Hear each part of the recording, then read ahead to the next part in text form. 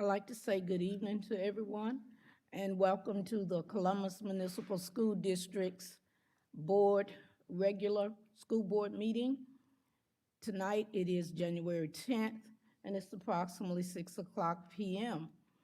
Some words of encouragement in calling this meeting to order. We do have a quorum present. We have Mr. Jason Spears with us, Dr. Joe Shoemake, and myself, Yvonne Cox.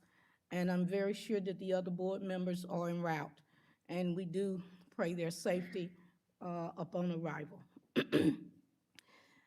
One thing I'd like to say is it's very important. This is the beginning of a new school year, a new year. And when I say new school year, it's a new calendar. At the beginning of the calendar year, it's always a time to refocus. And you know, we all read all those inspirational things about a fresh start. And one thing that I'm doing for myself personally is I've gone back and looked over and I have goals and objectives for myself this year. And I'll say this semester for the school year, but I'm also talking at the beginning of the school year, which comes in August. Good evening. A fresh start is a calendar point, the beginning of a new year. And this is our first board meeting, the very first in this school year. So I look at this as being a time for us to plan. And some P's came to mind. You know, I'm an old retired educator, so I'm always teaching in the teaching mode. But let's be positive. Let's be proactive in what we're doing. And then let's be productive. Throughout this year, I aspire you to consistently evaluate yourselves. Are you being positive? Are you being proactive? And if you're being proactive, are you being productive in what you're doing? And likewise, I'm doing this for myself. I've always believed that teamwork divides the task and it multiplies the successes. So this is something that I'm standing by for the beginning of a new calendar year. Would you please bow your heads for the invocation with me, please? Dear Heavenly Father, we come to you this evening as humbly as we know. We are seeking your grace and your mercy. Dear Lord, we pray that you come in the midst of our meeting tonight. As always, guide our thoughts, our words, our actions, and our deeds, so that we may be representative of you, dear Lord. This we ask in Jesus' name, and for his sake, I pray. Amen. Will you please stand for the pledge with me? Attention, salute, pledge. I pledge allegiance to the flag of the United States of America and to the republic for which it stands, one nation, under God, indivisible, with liberty and justice for all.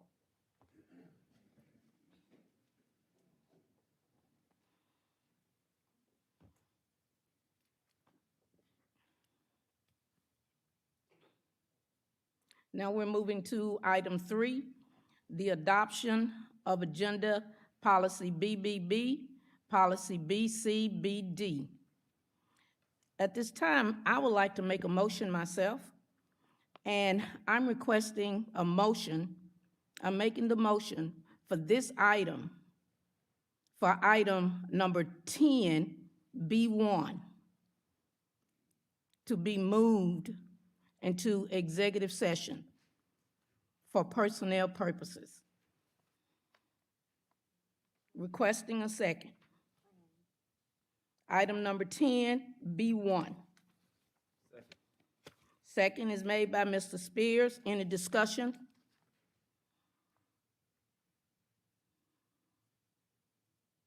If no discussion, all in favor? It's unanimous. Thank you. Moving on to item 4. With that, I'm sorry. Moving on to item 4, school, faculty, and staff recognitions. Dr. Labat?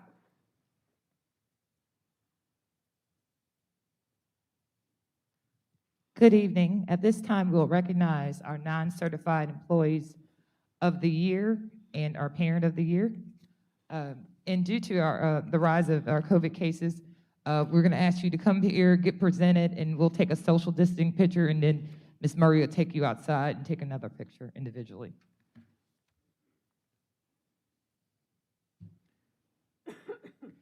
We had a three-way tie. Congratulations to Ms. Burgeon for being one of our non-certified employees of the year. Ms. Burgeon.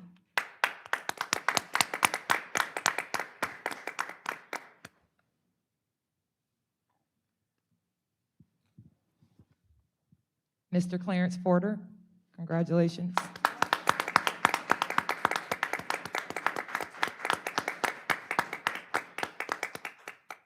You can go outside. She's going to take a picture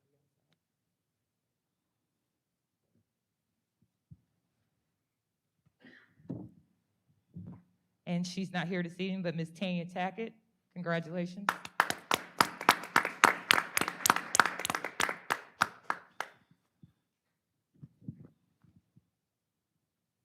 And to our parent of the year for the 2021-22 school year, Ms. Carolyn Kareem, congratulations.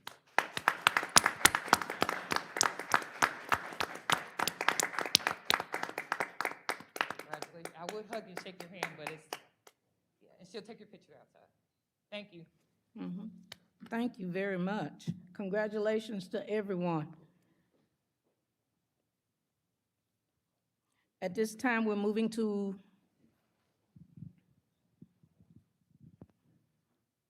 item number 5, requesting a motion to move into closed determination for executive session, policy BCBK. So moved. The motion is made by Mr. Spears. Any discussion? If no discussion, all in favor? 4 is unanimous. Thank you. Now we would discuss reasons for executive sessions, and I'll be out in a minute.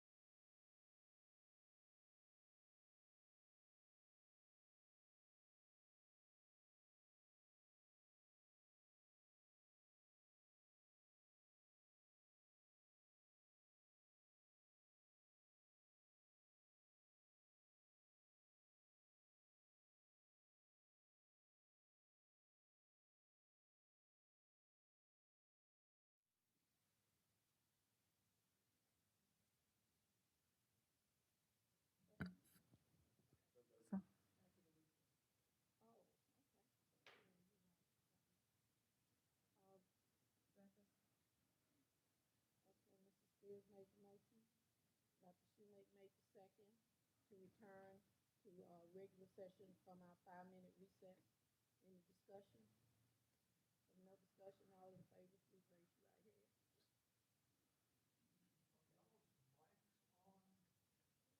your right hand. I got to turn it off. Sorry, Thank you. forgot. Did you, the motion was made by Mr. Spears to return from regular session, second by, Dr. Schumate. No discussion, all in favor, 5.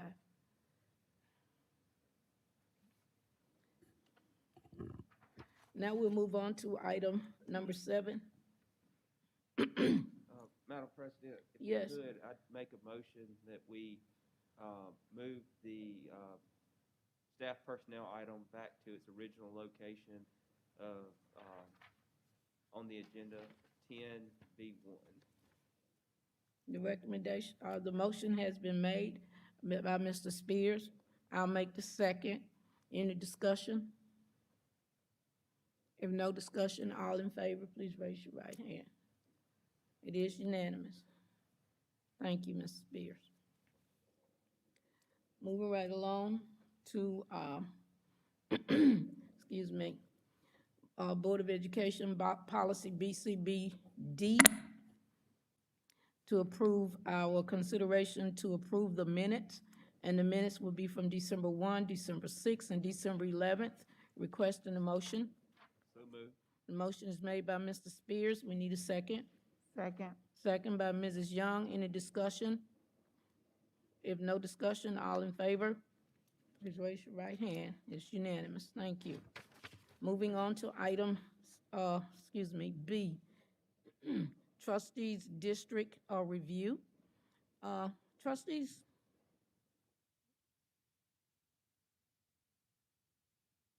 is one that's upcoming, February 21st through the 23rd, that we would like for you to look at. And if you do plan to join the conference in person, please contact Mrs. Woodard so that you'll have your hotel reservations in good timing to be at the Hilton. And if you're doing virtually, also please contact her so we can get registrations completed. That's for the upcoming Mississippi School Board Associations, I believe that's the winter conference, February 23rd through the 21st through the 23rd. Now we're moving to item 2, discussion and consideration of capital improvement plan for CMSD.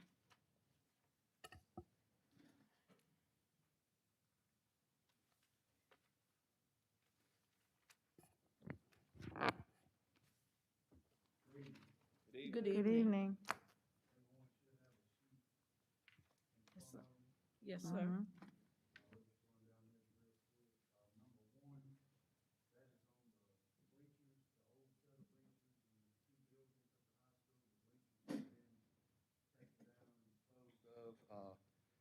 Went to get the buildings and the ground was real wet, so we're waiting on that. Let it dry up a little bit more so we don't tear the ground up. Number 2, at the baseball field, we're waiting on speakers and parts. Everything's back ordered right now for that, so it's probably going to be, hopefully that will be completed before baseball season starts. Number 3, is very close to completion on that in the basketball gym. He has let us borrow an amp. There is one on back order, but as for right now, everything is working. Once that one comes in, he'll swap them out, and we'll be completed with that job. Number 4 is for the intercom at the high school. The intercom is working. We are waiting on C-Spire to give us a module to where we can use telephones to do the announcements and everything like that in the office areas. And then that one will be complete, but the intercom system is working. They have a base station they go to and use. The last 2, we're waiting on the roof to be put on at Franklin, and they're going to all work in conjunction together as the roof is going on. The wood will be replaced, and they'll come behind them and paint. There are a few more things on the color-coded chart that y'all received before. I've got a list, I've gotta go in there and update all that, some things that the maintenance department has completed. I'm gonna try to get that done tomorrow, and then we'll try to get y'all a copy of the color code, show you exactly what's been completed. Oh, thank you. I have a couple Any of questions? Madam President. Is there, oh, ahead. go on, Ms. You Young. go ahead. I was gonna ask something about 5 and 6 that just popped in here. Okay. Is there a time or a deadline or a time frame that, the Franklin, Cook Development and Morgan will do what they're gonna do at Franklin? Soon as the roofing starts, I've talked with sir. the roofers, that's an insurance claim. And I spoke with them several weeks ago, and they had not, because archives and history, there has to be a certain shingle Yes, that sir. they put back, and they're waiting on the shingles. Okay, thank you. Okay. May I ask Miss- one question? Uh-huh, Because it's my understanding when, Mr. Taylor, not Mr. Taylor, but Taylor reported to us, he informed us that they no longer had the, what's the red, or whatever the color is, they Yeah. had to go for black, so where's the disconnect from when we were told that that was the new shingle that they were gonna have to use to where it's still not being done? I was not informed that they were going with a different shingle. The last time I talked with Copper Top, they had gotten like 90% of the material, and they were still the red shingles like what are on there now. Were we not told that? That was. He did say he was trying to go with a grade, but they did end up getting graded. Yeah. We're going with grade. Okay. And it's my Okay. understanding they've got like 90% of the material, and they'll get started once they get all of it. That was the last I had heard on it. All right, Okay. This is the first we've heard. Yeah, okay. so, although that they were thinking they wouldn't get it, now they are getting it. Okay, and you stated the archives and history will have, well, they won't have to approve it because it's the same Yeah, they're color. already, that shingle's already been approved. Okay, and number one, you said that's the bleachers, is that the gym in the high school? No, that is the bleachers where I guess it would be the old track and football field at the high school. Oh, the outside bleachers. Right, Okay, the and- outside bleachers that were all rusted up and sitting there. Yes, sir. They've been taken down and gone, but the buildings, the two little storage buildings that were sitting there on the side of the school, I guess that would be the east Mm-hmm, side, they're still there because that ground is real wet. And Okay. They didn't want to come in and tear the ground all up.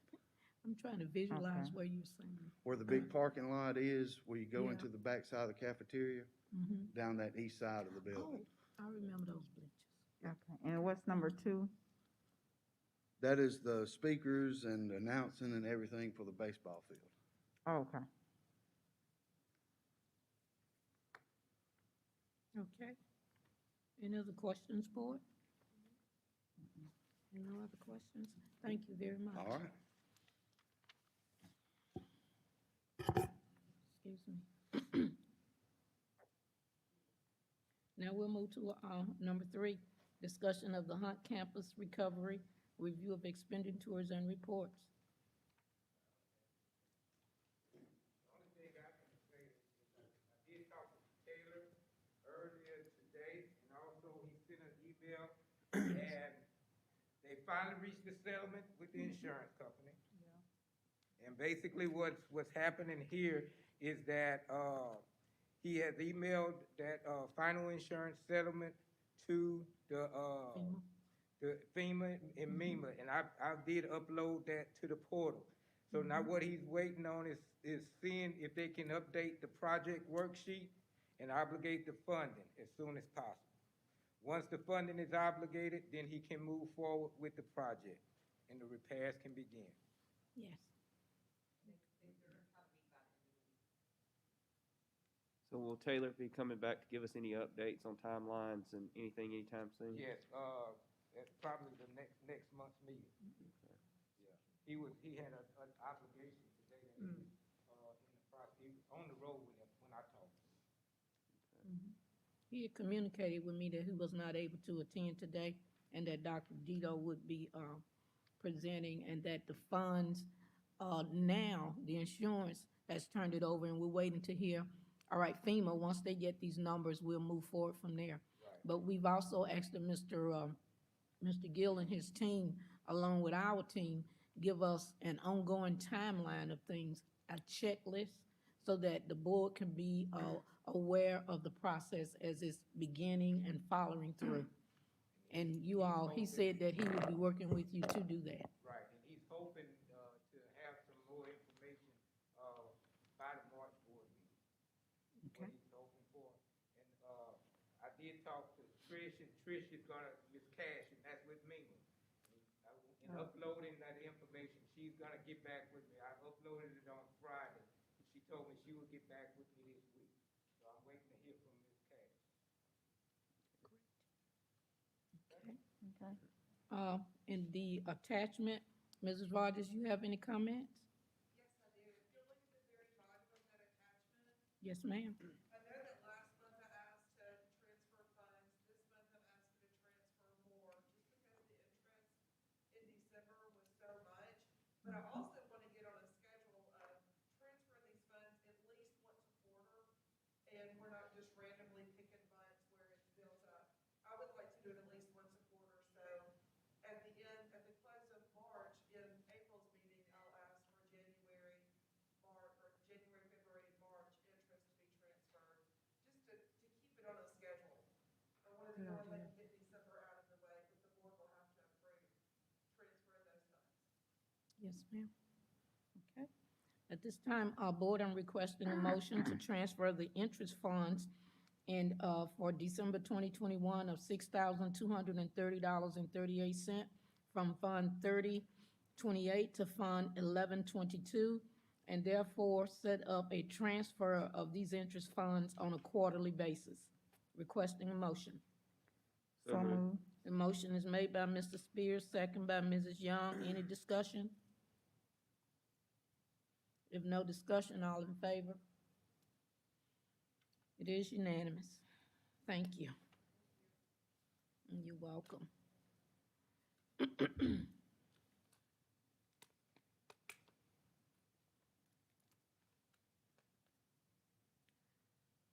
Moving right along, we're at number 4, contract renewal updates. Board, have you had an opportunity to review? Or do you have any questions? Any concerns about the contract renewals? Okay, moving on to, Yeah, Yes, actually, ma'am. it's not a concern. I was just wondering, the Galloway, Chandler, McKinley, Hunt Risk Insurance is still pending.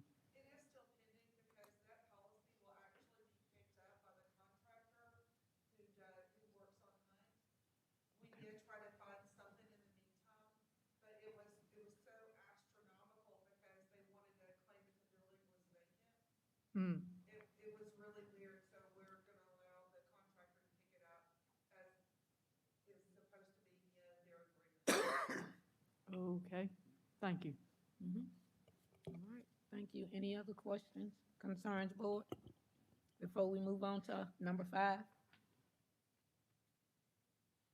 Moving on to number 5, consideration and a discussion to approve the change of the following review and regular board meetings. This was in discussion for us to look at our board meeting dates falling on the second Monday of the month.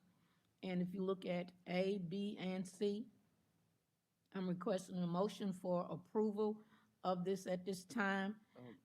With number C, I want to bring to your attention before we vote. It says a time to be determined. Right now, we're looking at a time of either 9 o'clock that morning or 11:30 that morning instead of 6 o'clock in the evening. I Why? won't be able to attend Oh, you won't be later able- on. So, You had a question? Requesting a motion, for 11:30 or 9? On that last. either one of the times is fine with me. Mr. Sparks, that time fine with you? Which time is good with you? 11:30 would be good for me. All right, 11:30 for Mr. Sparks. Ms. Dr. Schumate, I have no idea. Ms. Young, 11:30. Review meeting. Okay, yeah, 11:30. 11:30. Yeah, that'll work. 11:30, Ms. Spears? 11:30 is good for me. Okay, so requesting the motion with C, the time to be, for the meeting is 11:30 a.m. So move. The motion has been made by Mr. Spears. I'll make the second. Any discussion? If no discussion, all in favor, please raise your right hand. It is unanimous. Moving on to item C, your goal updates, policy BA. Board, have you had an opportunity to look at the student attendance report, the school safety reports, the discipline reports that's given to us? All of these reports are coming in monthly. Dropout reports, the safety reports, and the safety graph. I have some questions. Do you have any questions or concerns regarding any of these items before we move on? Dr. Schumate? Yeah, I just got I'm sort of puzzled by the discipline reports, which show, if I'm reading them right, no problems on the buses. And Can you say exactly which one, so we can look at that one? it's all, I mean, All of them? all of them. Columbus, Middle School, Cook, So let's just, Fairview. so let's look at Columbus High School, the first one. I didn't say, for instance, we know there was a bus problem in August, but it doesn't show up.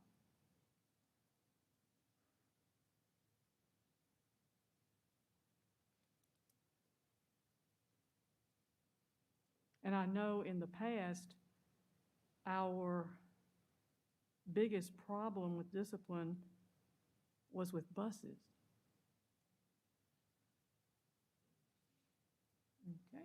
I don't know why they're not, they should be reported as if it's a bus discipline, because those, the forms are coming through. I've gotten them and they've gone to the principals. Now, how the principals are putting them in the computer, I don't know.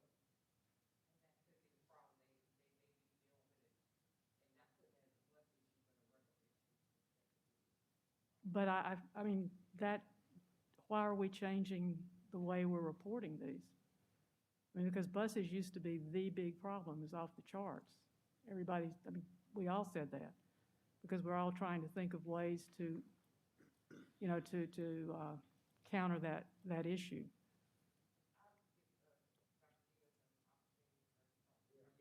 Could you please check on that, because I just, okay, that sort of makes me wary of the validity of the reporting.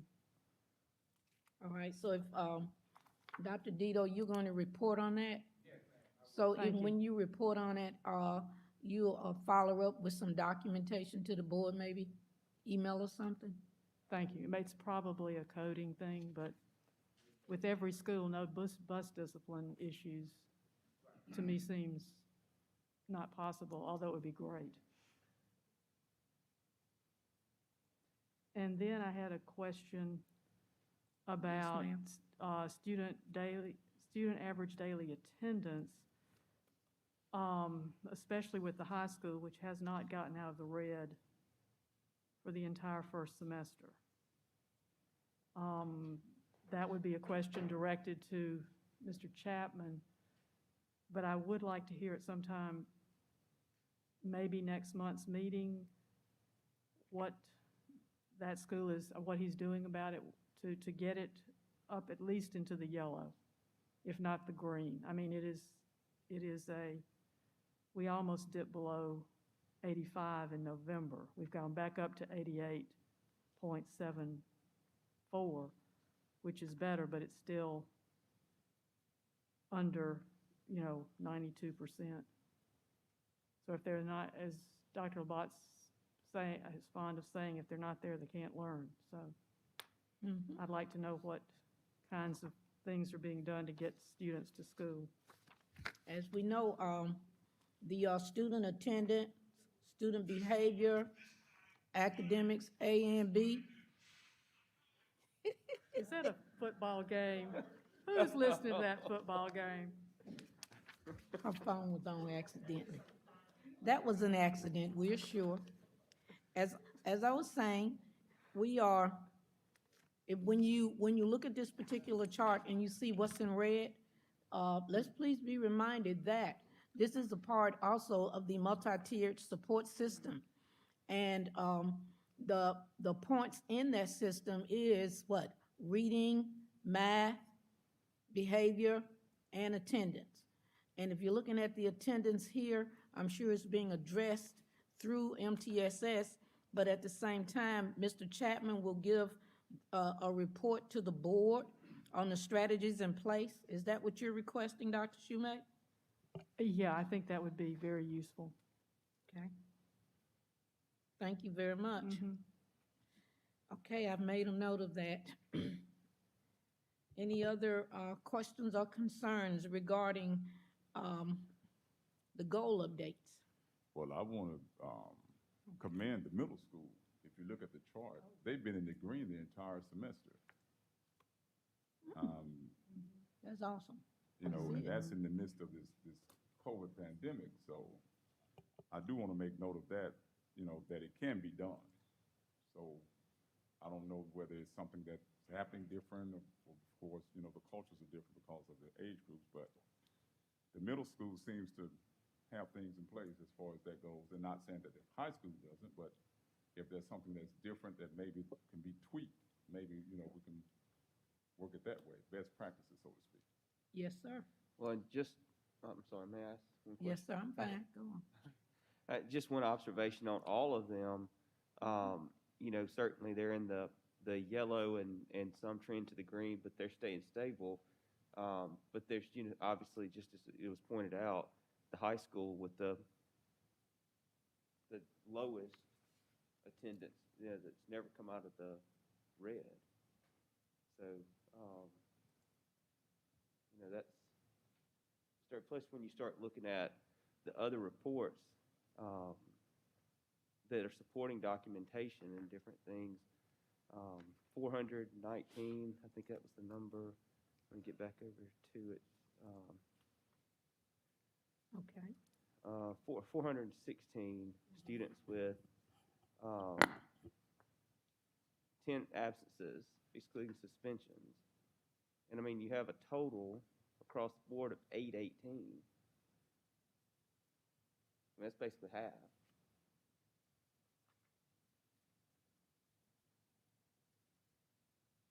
If I'm looking at the numbers correctly on this report.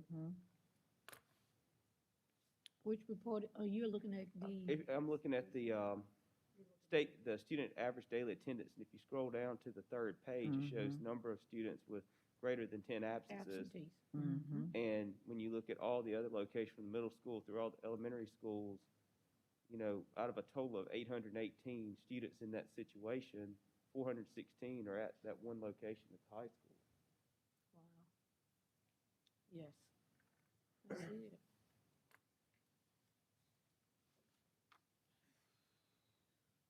So, So I mean, obviously it's a concern because mhm. you correlate that with other data being, you know, other, you know, infractions, fighting or whatever. You know, I would like to know, like, what solutions are being implemented to combat that now that we're coming up and grades are being tallied and, you know, graduation's around the corner and all these other things that'll be happening here, you know, later in the spring, early summer.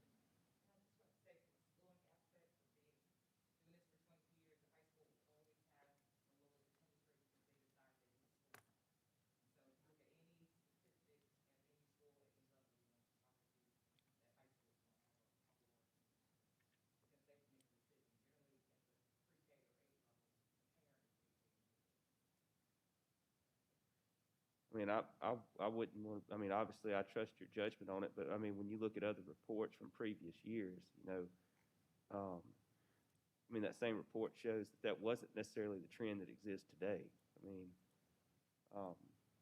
so, I mean, it's just here and the here and now is, you know, what we've got to figure out why it's so vast.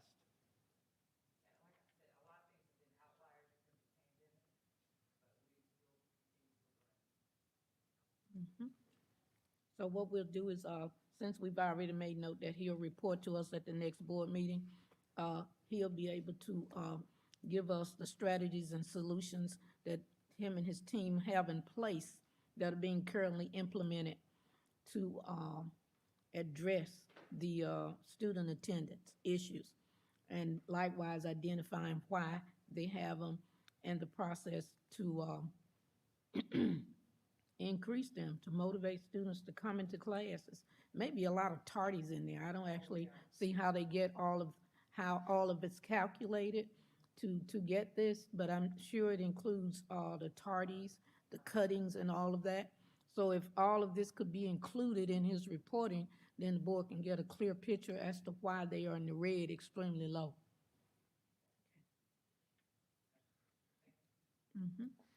All right, moving right along.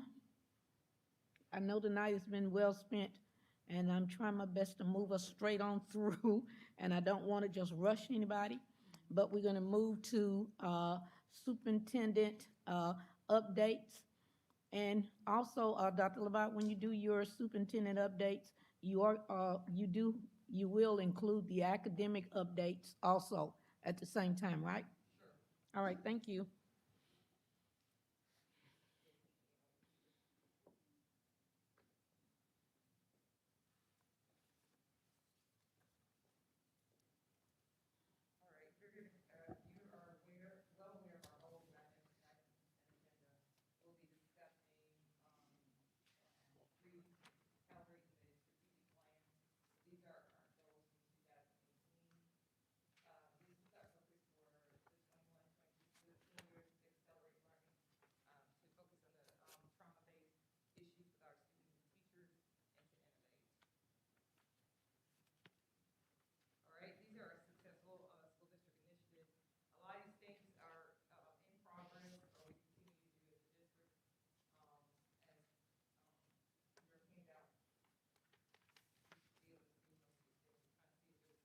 Mm-hmm.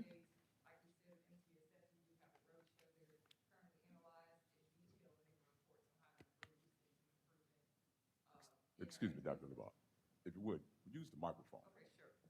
Sorry, I kept my mask on too. Yes, the MTSS policy, we continue to have the roadshow that we analyze principals and give them feedback, and there's been vast improvements in making sure that process is done with fidelity. Like I said before, we started this process in 2019. Prior, we didn't have an MTSS policy in the district. That's about it. That's a big update on that one. These are some things that we continue to improve upon. We are working on some micro-credentials in Algebra 3, our computer courses, and our teacher preparation program that'll bring competency, more competency to our students and give them a resume of credentials. This will be done through the League of Innovative Schools. We're also working on a curriculum with micro-credentials to work on soft skills for employment for both college and career readiness. Let's see. These are some things that we're doing from a curricular standpoint. We focused on these. These have been on the report for the entire year. Are there any questions about any of these? The one question I have is on the acceleration part. That's when you're referencing when they do their examinations for the state testing? No?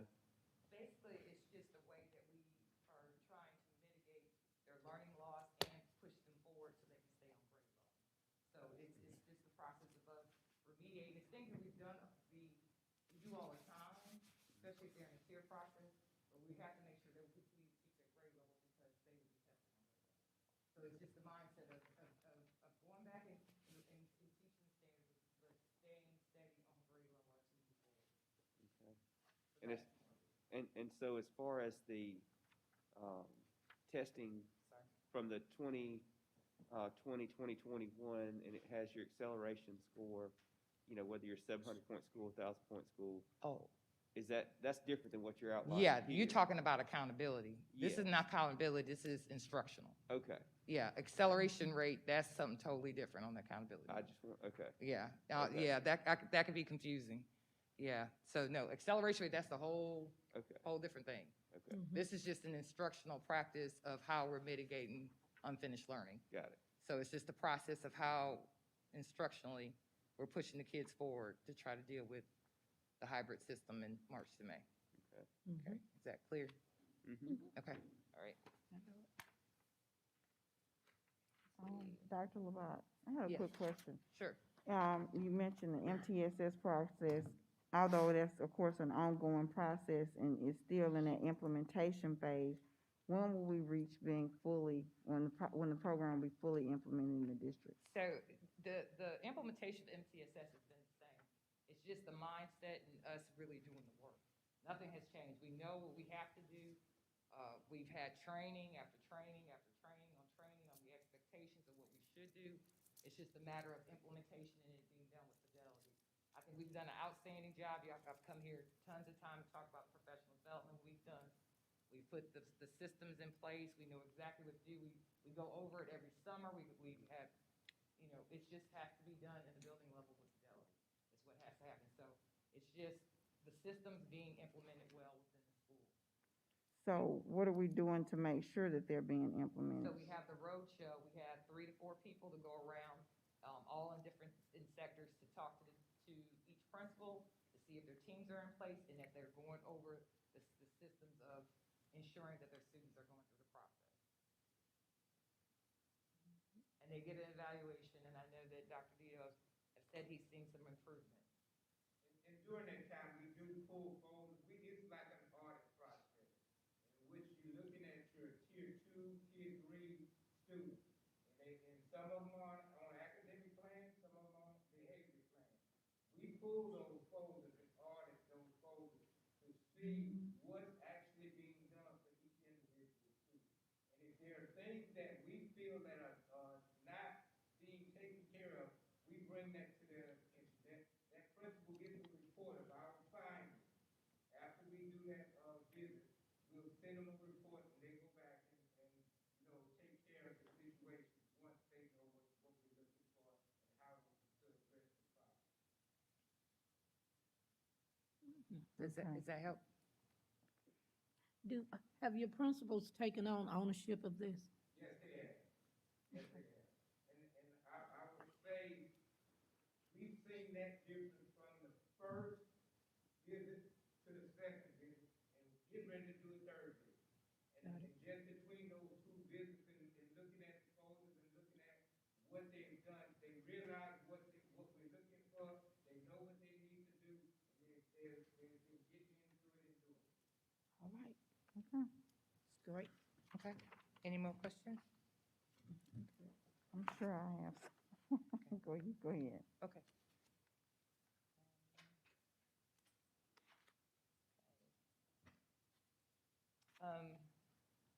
The restorative justice professional development that we had planned was canceled, and so we plan to do that in April, working extensively with the middle school team to get a representative to work with us. The critical response team has gone well. We will continue to have quarterly community meetings. We will have those hosted by different people.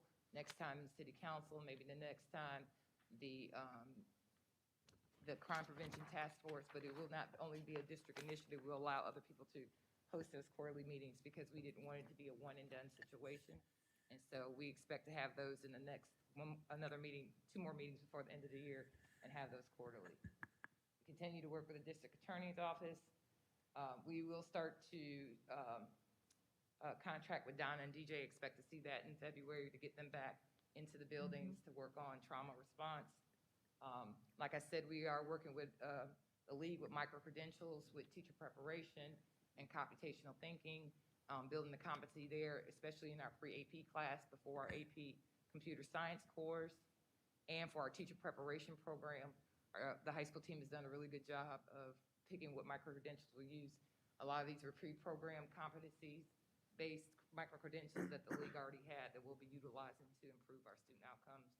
But we're gonna work on them in Algebra 3, 2, and may find some other courses that we can use, that they can do online, self-paced courses to improve their competency within a course. And if I may, one of the items you have listed there, you mentioned bringing back, is it Porter? Yes. And DJ, and I know it's on the docket tonight, you know, there's a payment. Is this gonna be a different program for Miss Porter? It's like $8,000 It's another one on the docket?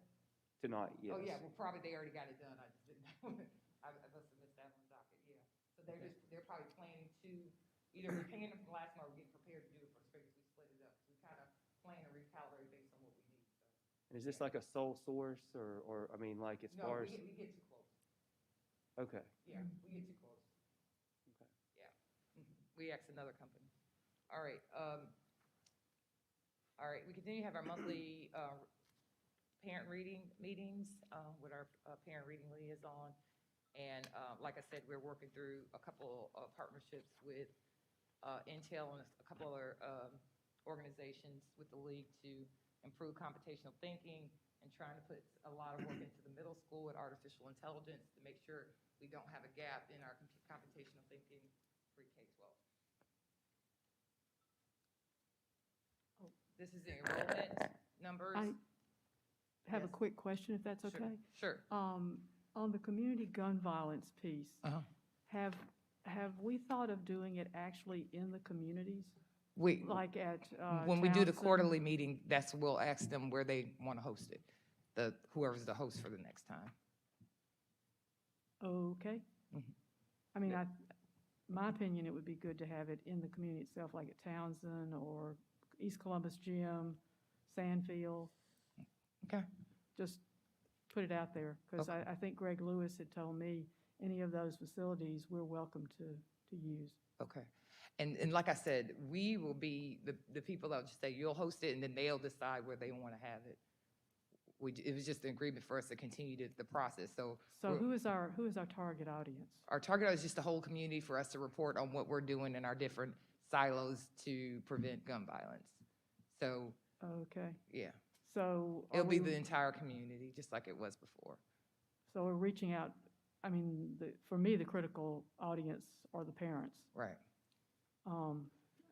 We need to be able to reach them. That's why I was thinking in the community itself, as we did, with some of these, work with Deborah Taylor, the Columbus Housing Authority, Mhm. to set up things closer to folks so they can get there. Okay, Just a thought. okay. Thank you. Thank you. And who will be in charge of setting those and structuring those meetings? Would that be the Crime Prevention Task Force? No, it'll be primarily, the organization side of it will probably be Mary, working with them, getting everything organized. Will be who? Mary, our PR person, Working with with them. the Crime Prevention Task Or, Force? yes, them, the city council, and the next people that are gonna, so we're still in discussion on how that would look. They agreed that we were gonna do it quarterly, but we wanna make sure that we share, the responsibility in having the meetings and letting other people get in front of it also. And I know the Crime Prevention Task Force is doing, as much as they can, but I mean, as far as, are we actively trying to engage parents? I mean, because I know that some of the leadership there, they're, may not necessarily be focusing on what the parents are thinking.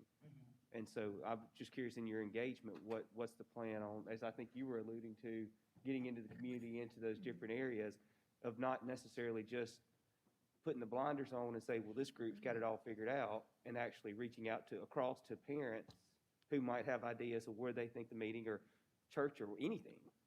So the most important part of that, and that's the reason why we feel the city council has to be involved in getting into the community and getting to the parents. And so that's the reason why we felt that rotating it and them being in front of it, so they can bring the parents in, because the things are happening in the community.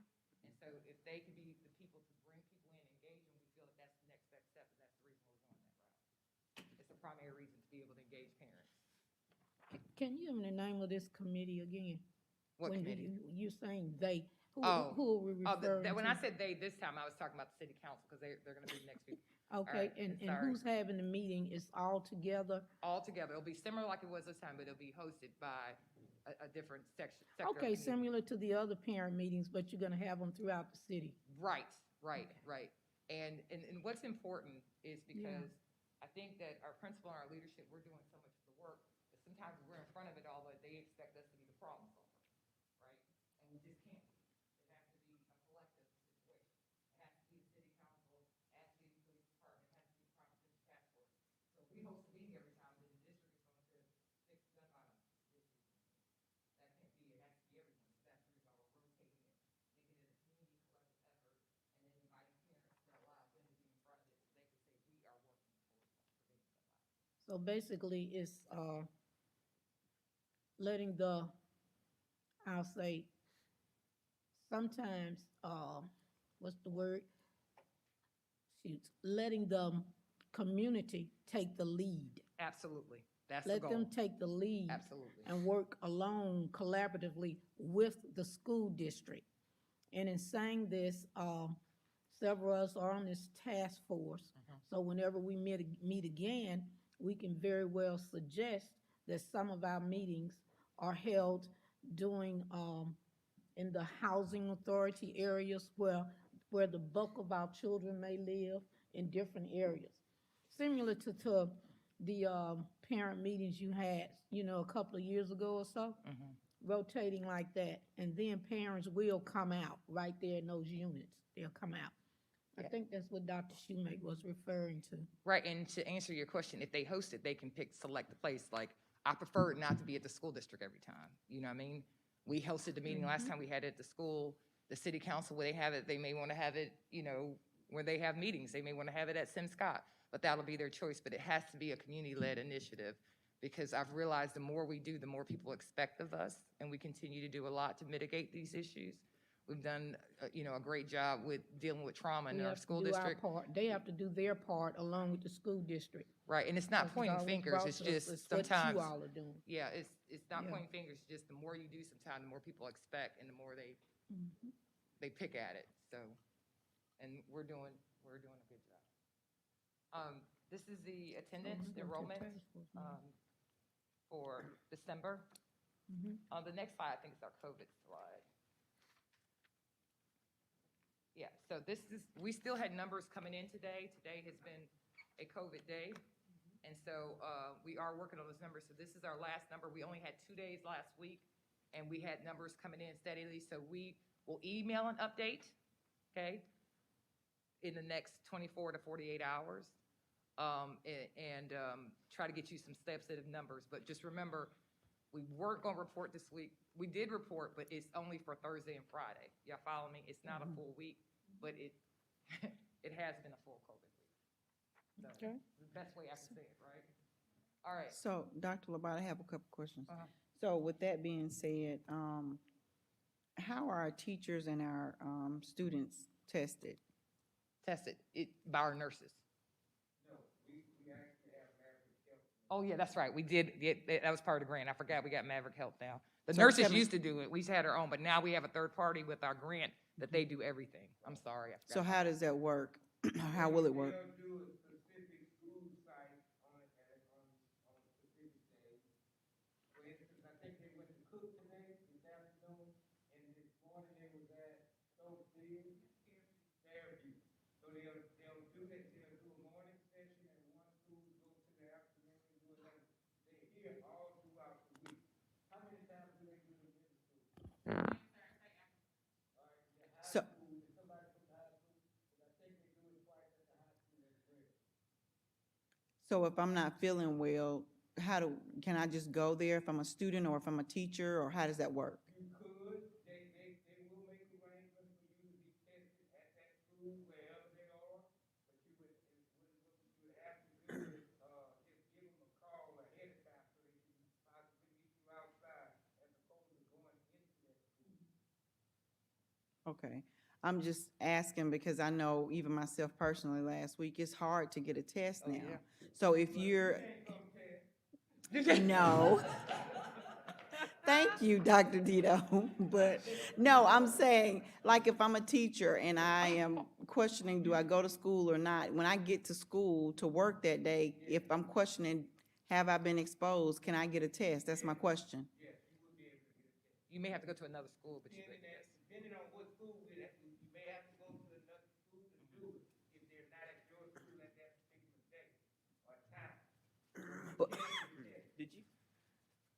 say it was Merit or Maverick? Maverick. Maverick, is that Okay, so- local? Maverick, They're part of the grant. This is all free. No, I know, but is that local? I mean, like, as far as like having student information, I mean, or is it like a company that's out of town? They Is it- came in, they were actually provided through the Department of Health. Yeah, and they came from the CDC, so it's like a big grant, and you So- can opt in, so they did all that work. The nurses were doing testing. However, it was getting overwhelming for the nurses to carry out their other daily procedures and try to do testing. So when the company, they offered to do a, contract to come in, and I went ahead and applied to go ahead and get the Magic Health to come in. So Maverick is a local company, They come in, yeah, they're working locally. and they're just affiliated with like another local company. The Department of Health. Yeah. Okay, so they're actually through the health department. Yeah, Dr. Dobbs recommended this Yeah. Yes, last year. thank you. You went Okay. to the meetings, that's Yeah. what, you know. So, I had another question, darn. all right, go on there. I'm sorry, I'm sorry.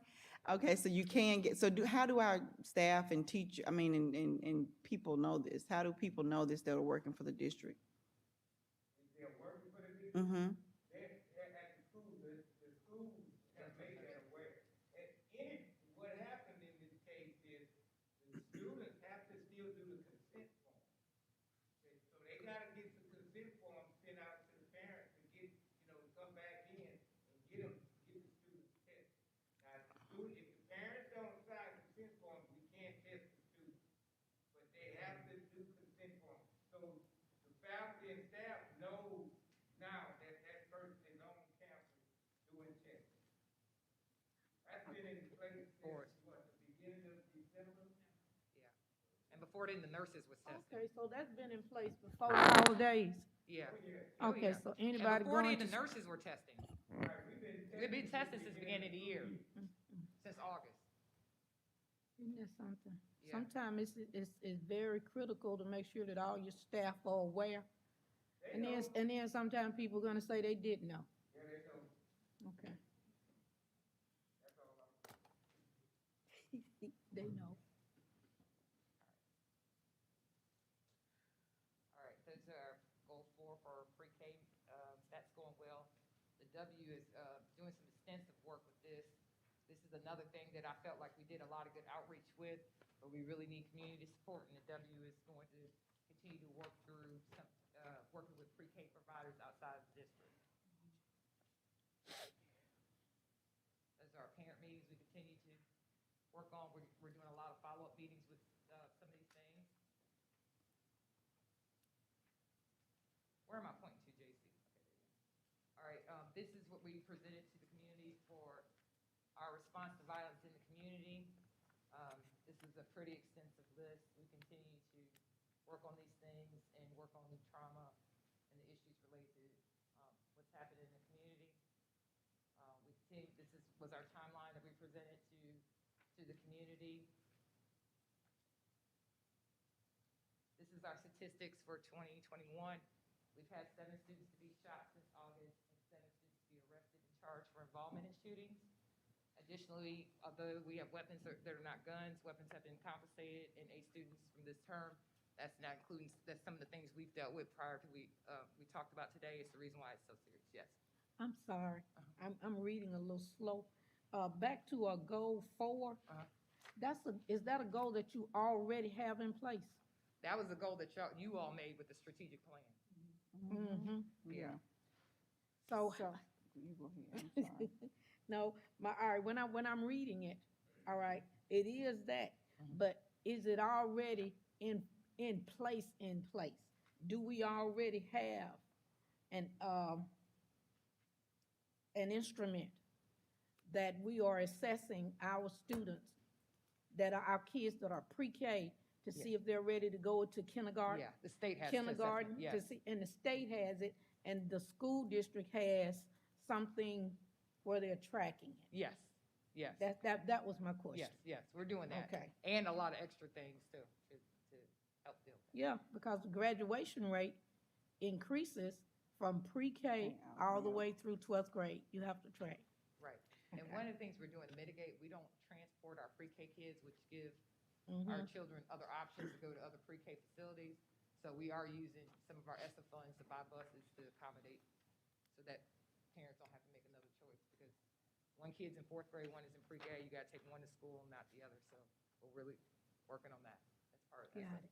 Okay. I'm catching up. Catching, yes, Where you are now. Quick question, Dr. Labat. sure. So in looking specifically like at the data from 2018, 19, all the way up until now, and looking at some of the information that Ms. Murray sent us, I think, what are we using to measure our data? You see here your successful school district initiatives, weekly data analysis, and also looking at goal 4. What specifically at the elementary level? So Because we that's do, where. we do quarterly tests to look at what kids have done in that 9 weeks. Okay? Right. That's ELS, you should explain that. Then we do a diagnostic test, okay? A diagnostic test is the progression them towards the end of the year goal. So they're in the process of working on their diagnostic test. So you'll continually get updated with that data, but those are the big measuring sticks. The weekly measuring sticks would just be their iReady data, and we've been sending you that, seeing how long they're on the data and dealing with their areas of weaknesses and strengths. Is that the only measure, that's the only tool we're using? Yeah, and let me say this, you don't want to over-test, because you don't want to spend time testing and not teaching. So that's a lot for a school district. That's probably normative assessments, weekly looking at iReady, every night, outside assessments in their daily instruction, like we're giving regular tests and teaching and reteaching, that's a lot. Now, is that the program that you're talking about, you were using through last school year also? The way that the diagnostic and all the things, the quarter? iReady we were, ELS is relatively new. Okay, so I guess my question is, that, when we go to the MD website and we look at what would, all that was reported for our state, our accreditation testing, and you can look at all the elementary schools, and you can see math proficiency, you can see everything there, acceleration, the whole 9 yards, and you look at the high school. If you have that data that you're doing, can you overlay it and say, okay, well, we thought we were here, but this is where everything came in? See, this is the reason why testing is an issue, because it doesn't matter what you do in a semester. It matters what they do on one day. That's why sometimes it's not a good predictor. That we base everything that we do in accountability on how they feel that day. No matter how hard at work they got to a fight, if they had trauma or trauma response, that's the outlier of negativity, I would say, inconsistency about assessment, that we boil everything down to one day. The biggest comparative analysis this district will have with assessment is what they did during the hybrid system on the MAP test at the end of the year. That's the only apples to apples we'll have for this year. First of all, just because they went to school 90 days, and this year they won 180 total of the whole year. But the biggest comparative analysis would be just the end of the year test, just for this year. Okay. And so if you were to look at other, districts, whether within this county, look across, the county line to others, and you look at how they trended, I think 18, 19 is the district report card that we still have on our website. But if we look at the 18, 19, and then, of course, you go from there when COVID kind of zapped everything out, and then we came back, and then the last measures that were tested and what was reported, I guess it would have been under lifted embargo in October. And then you compare that same data to the same districts that went through the same issues that we went through, and you see a major decline in one area, but then in the other districts, there's a drop, and some of it is sizable, but it's nowhere close to what happened locally here. That's what I'm trying to understand, is these diagnostics and all these other things that you're talking about, and I get like the, children learn to read or mathematics, whatever it may be. But when you start surveying and you're looking at systems that may be working here and here in different places, what is it that is not happening to lessen our drop academically,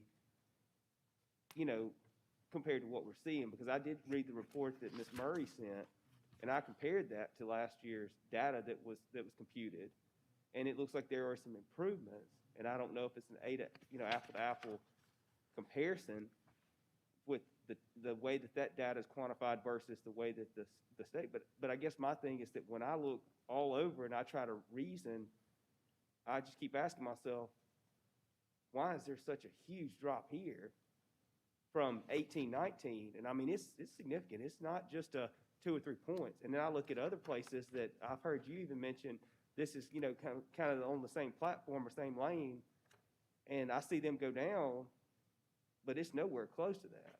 Well, so first, if you want like a long-term answer, if you've underperformed for 13 years and you put in implementing practices, it's gonna take a long time for us to implement it. I mean, we didn't have an MTSS system until 2017. So there's a lot of things that are not, that, everything was on fire with us. Like the discipline, the structure, the trauma, the response to trauma.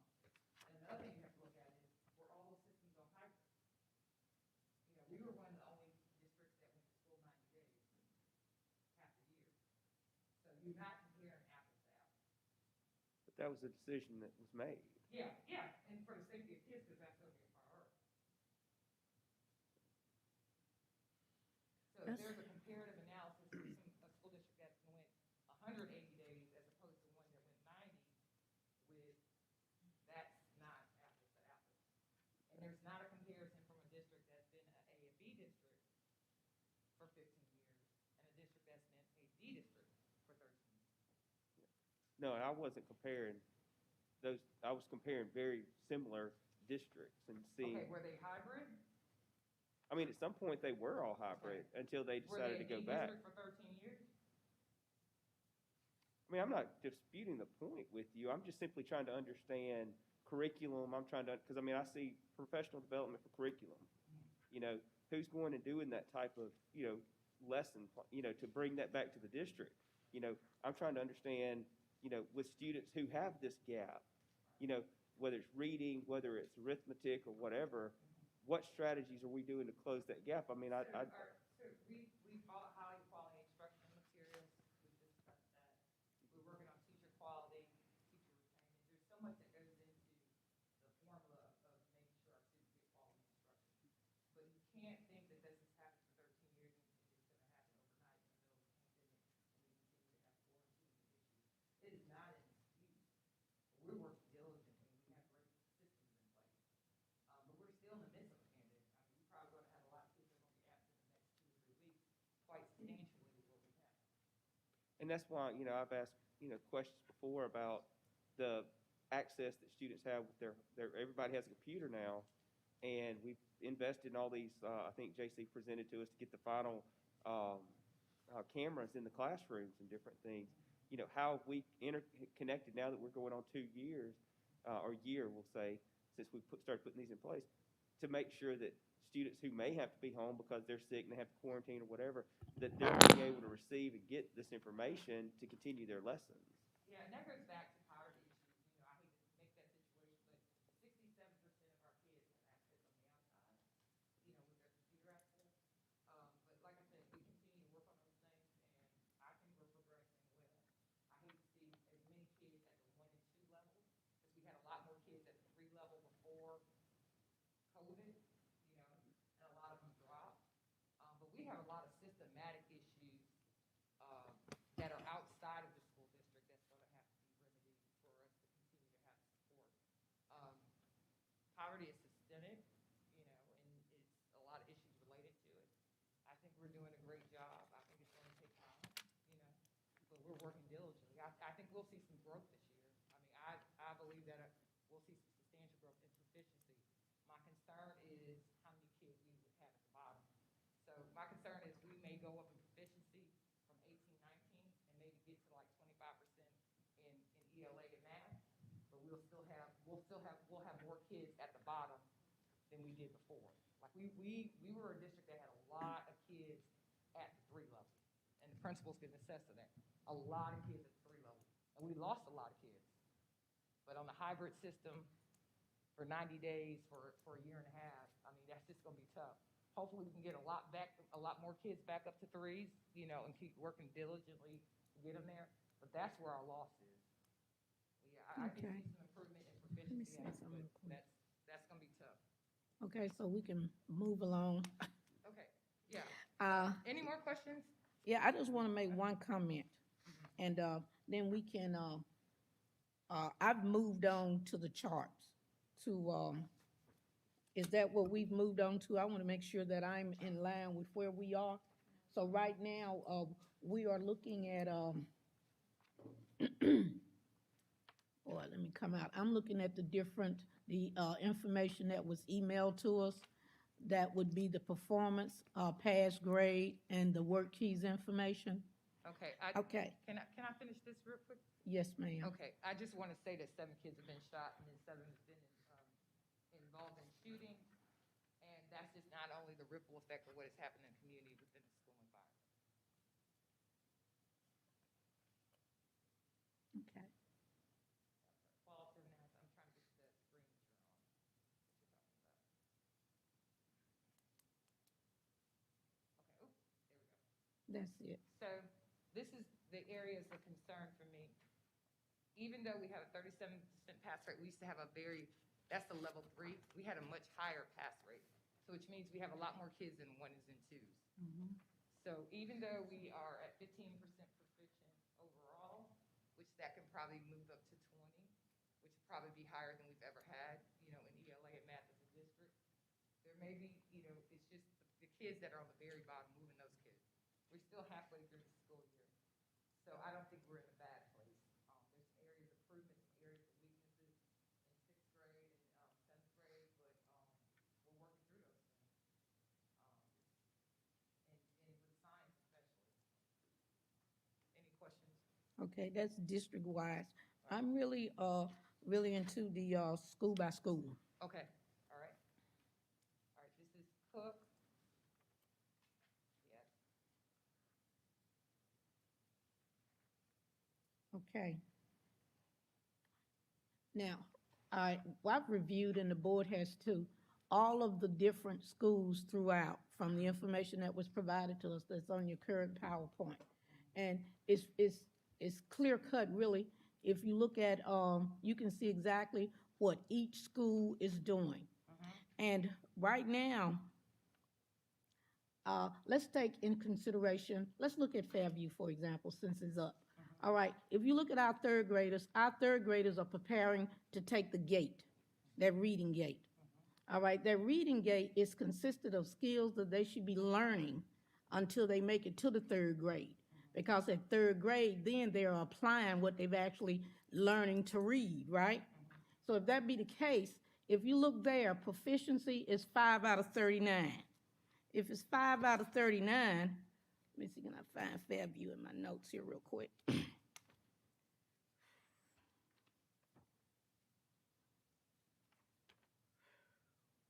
If it's 5 out of 39, all right, that's basically about how many kids that are not proficient, and then 16 out of 39, 23 kids did not pass or is not ready to pass the reading gate. All right, that reading gate sets the foundation for your third grade scores to go up, your fourth grade scores to go up, your fifth grade, sixth grade. It sets that foundation. So in the elementary schools, your third grade is that center core that where we should be looking at where our kids are from the beginning of the year, mid-year, after gate, and then by the time they make it to Ms. Gardner's school, they are actually reading or right below level. Some of them may be a grade or 2 below, but they are not basically that low. Well, and just look at it from this perspective. They Yes, only ma'am. have to pass in order to move forward. So it's Yeah. the 41 cent plus the 13%. So I think in January, with all the learning loss and us being on a hybrid system, us being at 54%, and we have half a year to go, we may move some more people up from the 1s and 2s, but that's decent considering where we've been. Where we were. Yeah, yes, and being out of school for 90 days. And the 90 days that we were on the hybrid system, that's if you never got quarantined. Yeah. That's if you never got exposed to the virus last year. So you just got to almost say that our kids went to school maybe 2 months last year. Our Maybe. kids are doing so much catch up. Maybe 2 months. Yes. Yes. That's another thing. What The now? ELS test she wrote on the bottom was comprehensive, so there's standards that they got tested for that they have They not do been not. taught. Right. So this may end up being better. Well, and one thing that I would, that I'm sure if you go, if I look through here and I know that's the trend, is when you had the 1920 school year, and, let's see, would that be right? 1920 school year, and those students that are now fourth graders, they, didn't have to do the reading gate unless I was incorrect in what I was told. And so you look at their pass rate's 24%. So I guess my question is, while I know fourth graders are working to learn fourth grade, I mean, what's happening in that level so that when they do, as you mentioned, move over to middle school, they're not still two, you know, 2 grades behind in some of those areas. And so that's why I think everything has happened, and I think that we're rebounding decently, is because we put some strong systems in place. But we have to realize as a district, we have not been over 20% in the district in proficiency in either area for a decade. So, my question would be in 18, 19, 17, 16, 15, none of this stuff is happening. And then now we're in the middle of a pandemic. I don't know what the expectation is, but we have work to do. That's why we hired you, to figure it out. Any other questions about that one? Well, yes, I do have a Sure. question, and I'm, just in a nutshell, what you're basically saying is this. You and your staff are currently in a process of building systems to support us in such a manner to where we can retain being a high-level, high-performing district as a whole. And the fact that we haven't done so in the past is part of your reason as to why we're getting the results that we're currently getting. And let me say this, because I don't want to knock any past leadership or go back to the past. But when you make systemic, good, right instructional changes in depth, it takes process and time. That's why they're all irritated with me, because we're going to do it right? We're really going to make sure that the instructional practices are sound. We have quality professional development. We have the best highly quality instructional material. We do MTSS with fidelity, correct? We continue to work with our mentoring programs to make sure that we're retaining our teachers, which is another issue. Something we found out with MDE, which is another systematic issue, is that districts like ours have more turnover, and districts that are high performing generally don't, right? Well, it's very hard to teach a student that's 2 or 3 years behind. And so keeping them and maintaining them, we've learned some things with MDE, with our mentoring program to try to keep our teachers here. And we continue to work on programs and incentives for people that are long-term teachers. All this goes into the quality of instruction. We have a lot of new teachers in our district. I think we have 85 to 90 of our teachers that have less than 3 years experience. That's huge. That's why I say it's not as cut and dry as you look at one school and another and say, oh, you should be like this, or it doesn't work like that. It's not that easy. It's a lot more statistics and issues that go into that. So our job now is to try to keep those teachers, right? Give them the best professional development, continue to build their capacity and working with resources to make them better teachers and to keep them here. Because it's tough, and as a principal, when you have a building full of new teachers, there's other issues, right? Classroom management, right? Them understanding the standards and understanding the standards well. We have a lot of teachers that they only instruction they know is COVID instruction. They've never been in a regular classroom, in a regular situation in the last 3 years, or 2 or 3 of their years have been in COVID. Some of the things are good strengths, you know what I mean, that they've learned some resilience, how to do some things real well. But in the normal process, some of them have never had a regular classroom, kids sitting down.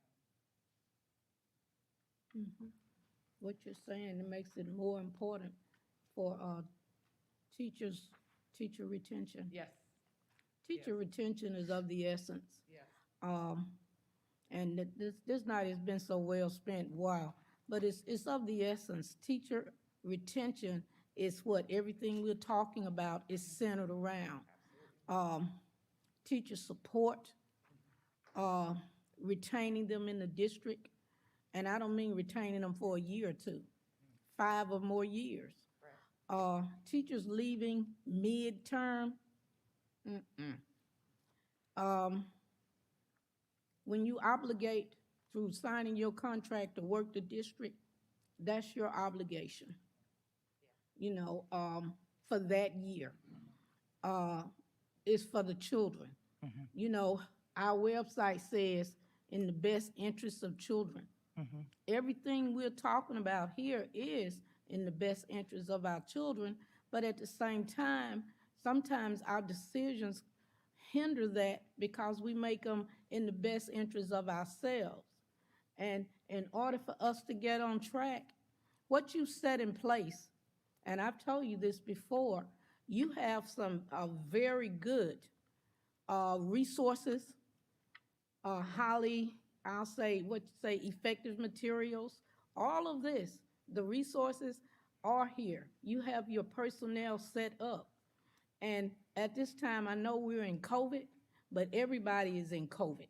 So what we do is we work as if COVID is just a part of here. That's It's right. been here for 2 years.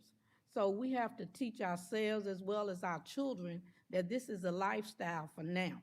This is what we have to do to live. You know, safety, study, keep on living. But at the same time, we're still held responsible for student achievement, the main goal. And I think when you have yes, sound ma'am. instructional practices, that you will rebound better. And I think that we have some great things in place, and we continue to do them. We have a lot of support system.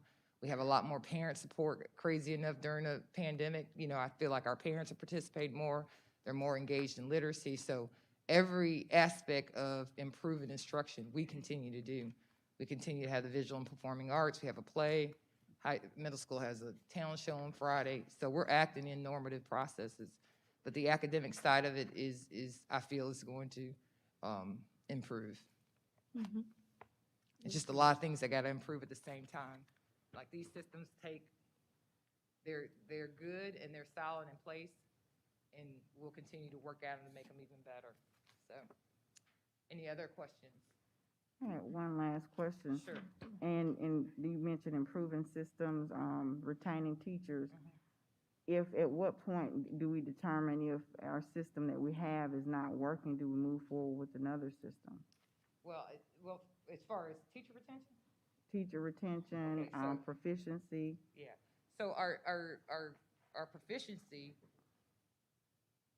we'll continue to progress monitor, and some of those systems have to stay to see improvement 3 to 5 years to ensure they have quality instruction. That's if they have a certified teacher in the classroom.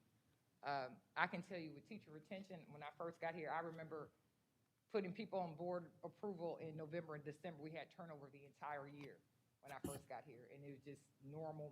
So I know if we look statistically, it has improved. We don't have a lot of teachers leaving and coming back as much as we did when I first got here.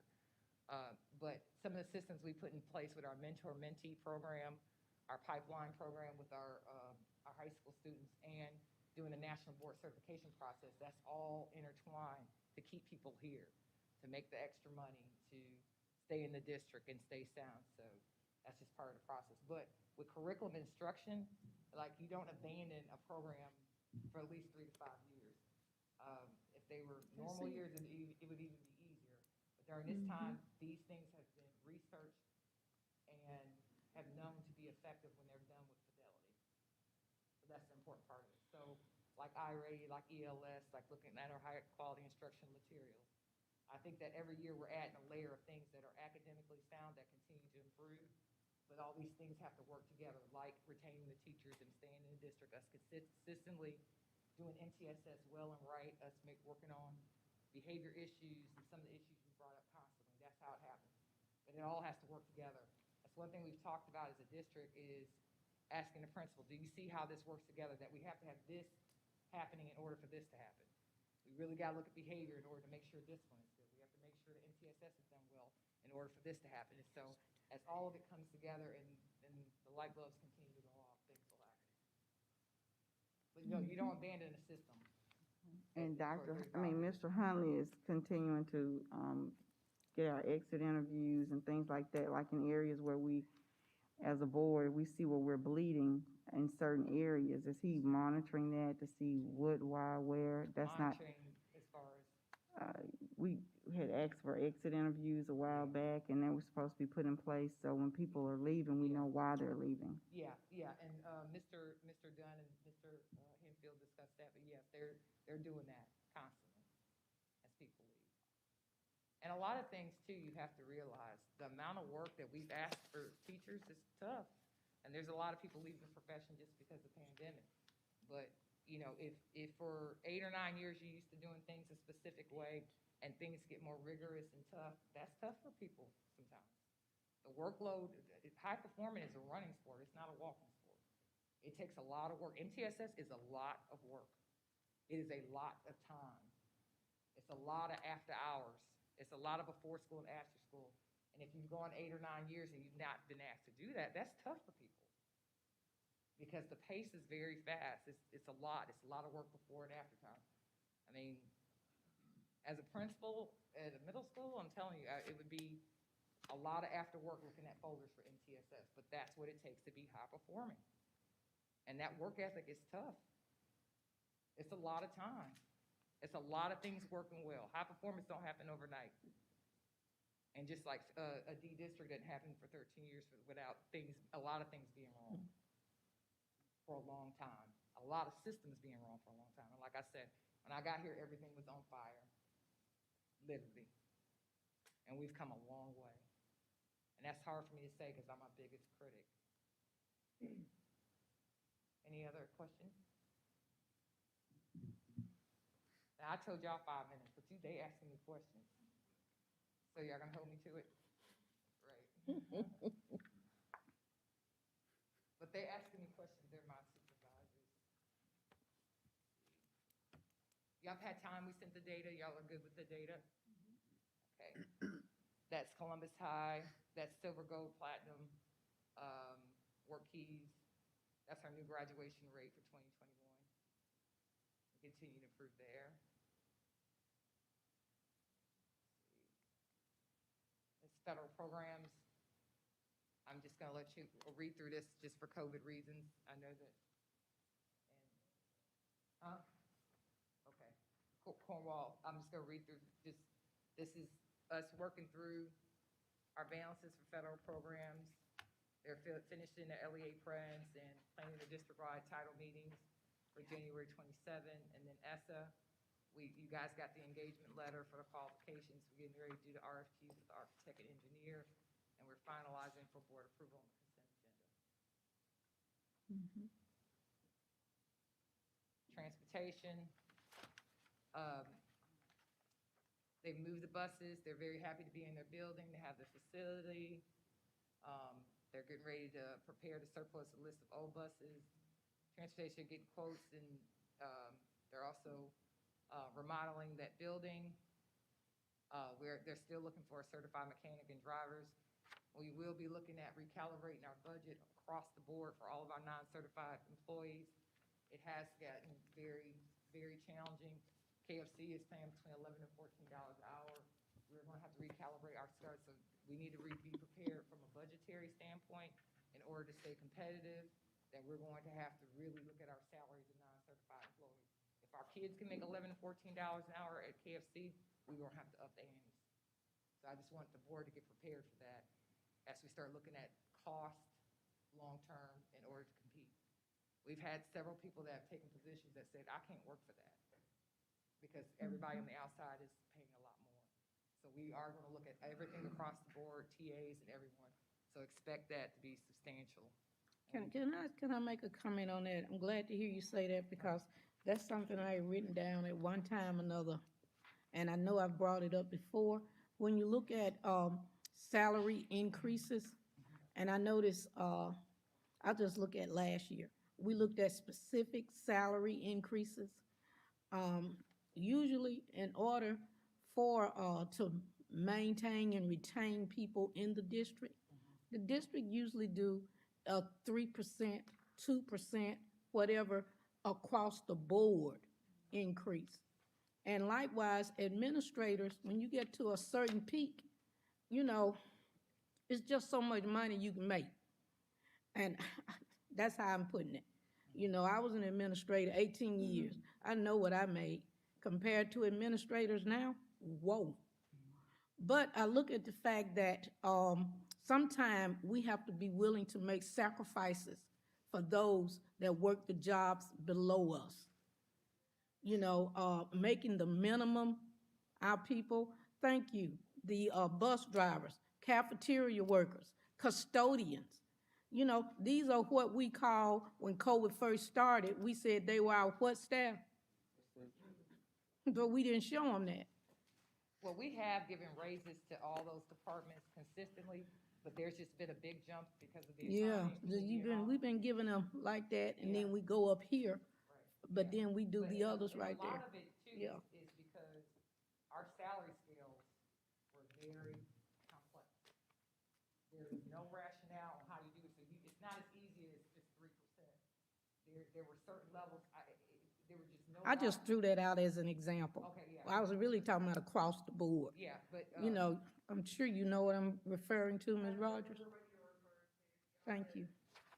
Just to say something across the board, because Yes, ma'am.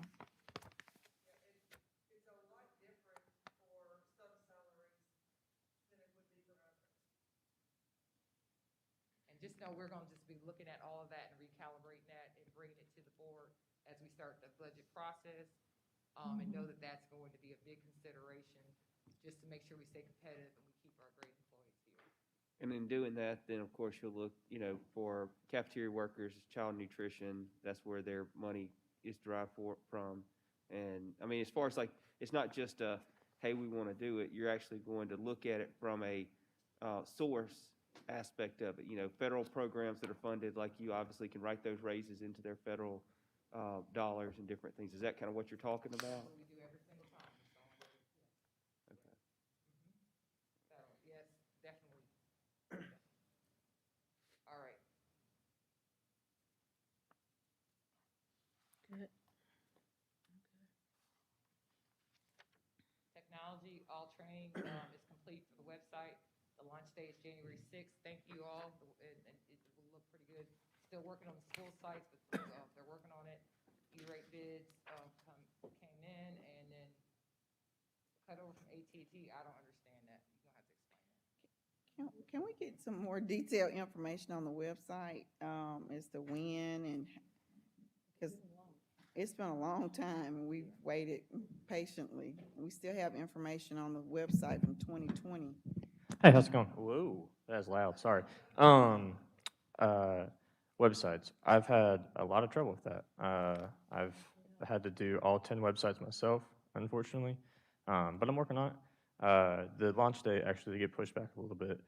There are some design changes. I have it back here in the corner. I'm gonna walk over here and I'm gonna show you where we're at right now. But when I did launch this project, I did say it's gonna take a while. Most school districts that have 10 websites have someone that's just a web manager and not, sorry. I'm having trouble hearing you. Oh, I'm sorry. Let me pull it up for you real quick. My mask on.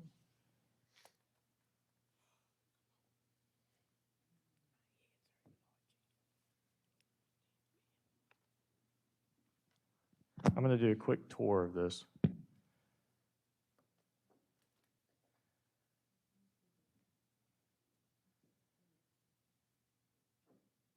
So as that loads, because it's re-authenticating me, because it's been pulled up for a while, all the sites have their own thing. The main website's going to pull from different events and stuff like that. But like I was leading in, most districts that have 10 websites as large as we have would have someone that's not the tech coordinator, that does just websites. So, yeah, I am. You know I am. So I'm doing what I can here and there. I do have web managers at each of the schools, but they're teachers as well, or they're secretaries or whatever. So they're pulling double duty as well. So the timeline did get pushed back a little bit. I have had some design issues I've had to deal with, specifically on the school website. The Instagram is still up there, and I realized we weren't using Instagram, so I need to pull that off. But I should have it in the next, fingers crossed, a week or so, and then this will get launched. I've been putting all my effort into the new ones, and so we do have old information up on the current one. Does that make sense? How will we manage and update our information as we proceed? Because Yeah, that's a That great is- question. Mary Yeah, I mean, it's is pretty. going to help with that. So Oh, as the okay. PR person, she's already agreed to keep that up because she's more up to date now than I am. And the new system is so much easier to post that small, hey, we're doing this, or hey, we're doing this. Like, so she will help keep that up. All the back end stuff, obviously, I will do, and I will try to help keep things posted as I go. But Mary's going to help a ton with that. Okay. All right, so you're saying another week or two? Fingers crossed, yes. Okay. Do you mind sending us an email on the launch date or? Yeah, absolutely. Yeah, I will notify people when it is launched. Okay, thank you. Oh, I wanted to ask something. Do you have the web page that we can see? That's Columbus High School. You want the district webpage? Yeah. Yeah. That's what I wanted to see. See, you click on that from the district web page.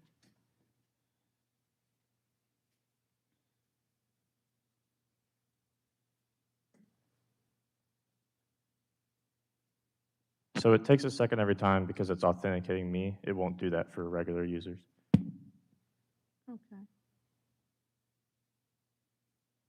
And then I haven't updated all the events. That's the last thing I'm doing because that's the biggest time consumer. Yeah. Oh, yes, ma'am. Yes, ma'am. I haven't decided if I want to replace that with a full calendar or if For I sure. will use a rotating picture of our students. We ain't gonna be green wave off. All right. Um, would you do one thing for us, please? Would you, right now, the Mississippi School Board Association is not a part of the National School Board anymore, so would you remove that from our website that we are still participating in that? Yes, ma'am. I wasn't aware of that change. Yes, ma'am. Yes, I know. I just had made a note of that. Do you know where that is? So you email it to him? He'll find it. All right. You Yeah. get the PowerPoint, we get through this.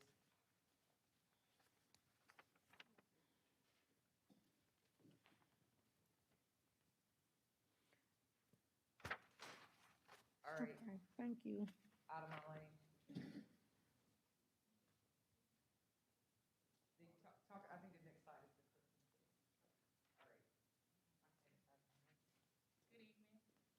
the Good evening. Here are some training dates that have passed and those that are upcoming. Most recently, we just held an ESY, or extended school year, training with all of our teachers on the 5th. It was very productive. Our next training is January 24th and 25th. That will be part 2 of our SEES training. SEES is our, the new IEP platform that we'll be using. We will be fully functional and using it to implement put in all of our IEPs for the upcoming school year in this new program. A cumulative IEP training is scheduled for February 7th and 8th, as we will be entering IEP season. It's a really good time to kind of get our teachers up to par on what our expectations are, as we'll be going through and doing a internal audit throughout the district of those IEPs. Beginning this month, our case managers will host a monthly training session with our special education teachers. We selected teachers that have 0 to 3 years of experience, and this is just a mini training session that they'll do monthly. Ms. Cox spoke about retaining our teachers, and this is something we really wanted to pour into with our new teachers to make sure that they are up to par with what the expectations are from a local level, a state level, and a federal level. So that's one way of helping to retain our teachers, because SPED can be overwhelming. It's a lot. It's ever-changing, and so we want to make sure that we're pouring into them in that aspect. Any questions on this part? Do your case managers train your teachers on the IEP? No, this year we're bringing somebody in. Last year we did it in-house. This school year we'll be bringing somebody in to do those IEP trainings. That's good.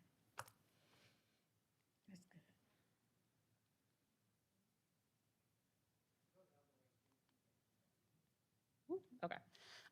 This year we hosted a Christmas and crafts event, and these are just some pictures I picked out to show you all. Total, we had over 50 parents and students that came out. Our special education teachers, we had little invitations that they gave out to the kids. We had refreshments, we had games. Each grade level, a group of grade levels, had an ornament or a craft that they could participate in making with their families, and so it was just a really good opportunity to get the community out. I had one parent in particular that came to me and said, hey, this was my only night off, but I was so happy to be able to come with my children and do something different with them. So this is something that we're looking forward to doing annually. We're actually looking to do something in the spring with our students as well. Any That's great. questions? Let us know about it. Okay. Thank you. Thank you.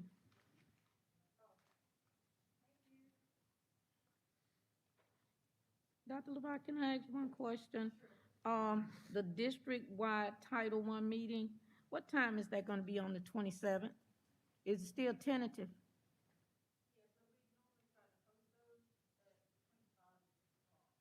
Five and six? Oh, it's online? Oh, okay. Okay, thank you.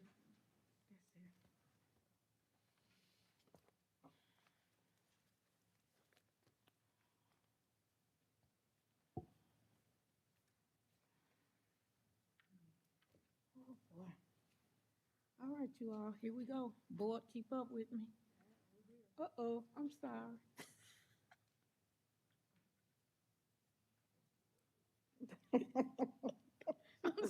She forgot about you all. Oh, you forgot? I'm used to you Yes. all doing. Happy New Year. Happy New Year. All right, delighted to provide the update for Joe Cook Elementary School. The first page, everyone has access to it, correct? Mhm. Okay, the first page is the same as last month. We are in the process of completing our benchmark assessment, which is our iReady diagnostic. Let me go back and rephrase that. We will begin this week. We have not started as of yet. That's why that second section is not completed. Stop me at any time. On the second page, you have the updated numbers for December, enrollment, percentage of students with 2 or more absences, discipline numbers, and so forth. The section as far as the areas that are challenges, they are the same. As far as staying consistent, it's going to take us a little time to make sure we're continuing to do the MTSS process. That is an ongoing process throughout the year. It's not something that's addressed one part of the year. It is ongoing. Some of the specific supports that have been provided since the previous meeting, they are listed there as well. Continuing, the big thing is the vertical alignment to help us close the gap between one grade and another. For ELA, second, third, fourth, and fifth grade, planning together to make sure we're using the same terminology that, in order to address the gaps and so forth. The P16, the parent meetings, we are continuing to have our parent meetings. The topic for December is listed there. January, I put this on here. My parent liaison emailed me today and asked for permission to change her topic. I did give her permission. So as opposed to January, we will focus on writing as opposed to resources and websites. That's the slight change. I approved that today. The next page, the budget updates for each FY 20, 21, and 22. You may see that, for example, in FY 20, there was $0, and now I'm showing $949. Talked to Ms. Holly Rogers. The explanation is after a PO was closed out, some items came in a little bit less than what we were originally quoted. That justified for the change in the amounts. FY 21 personnel is hired out of that, and we had to address some changes there. But all of the funds, especially this FY 20 funds, they will be spent by the deadline so that we are not sending any money back. The last page,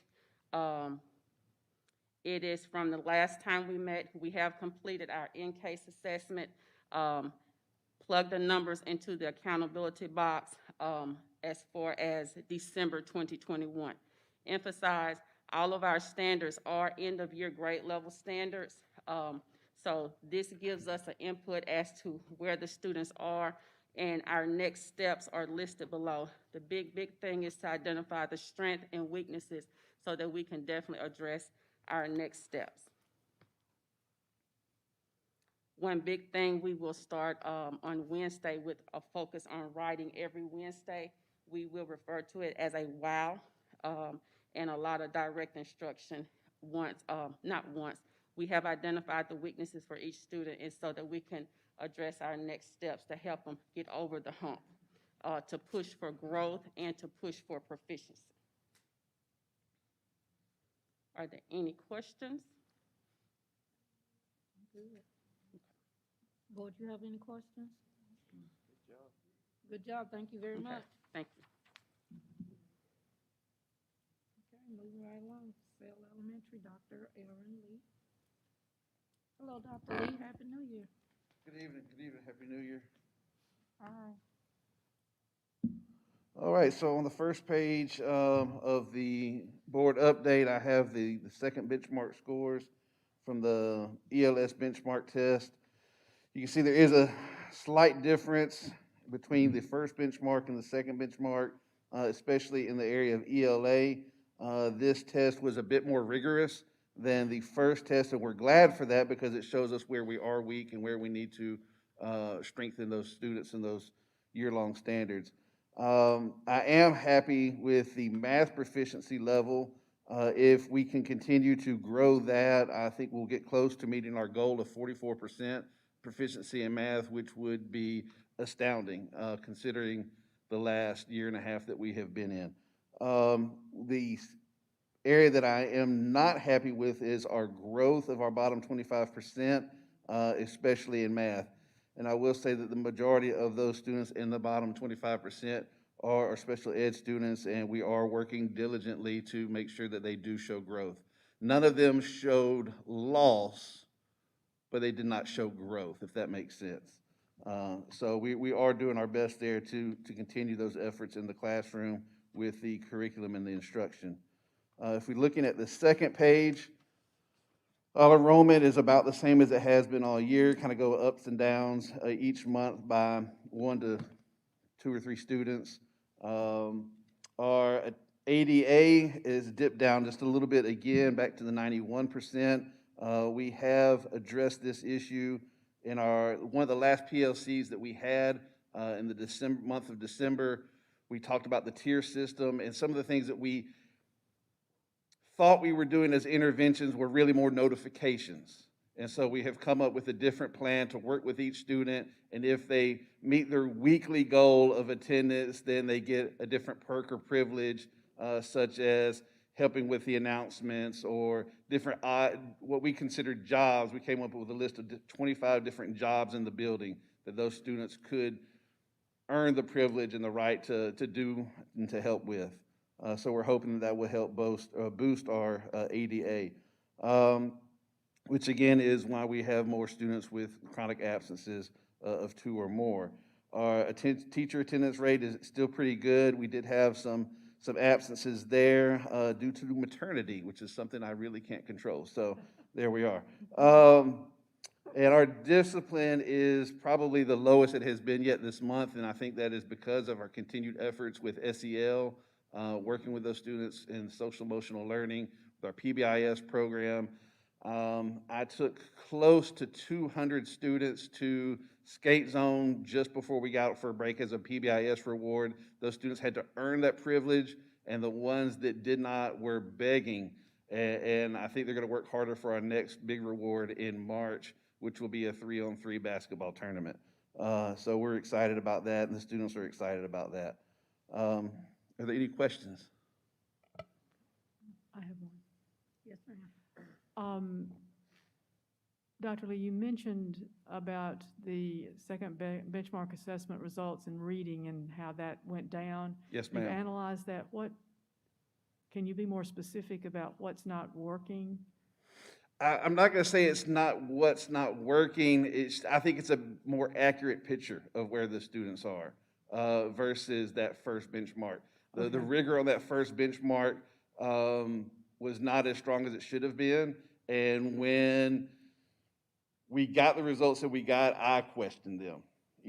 This can't be a true picture based off the MAP scores from last year.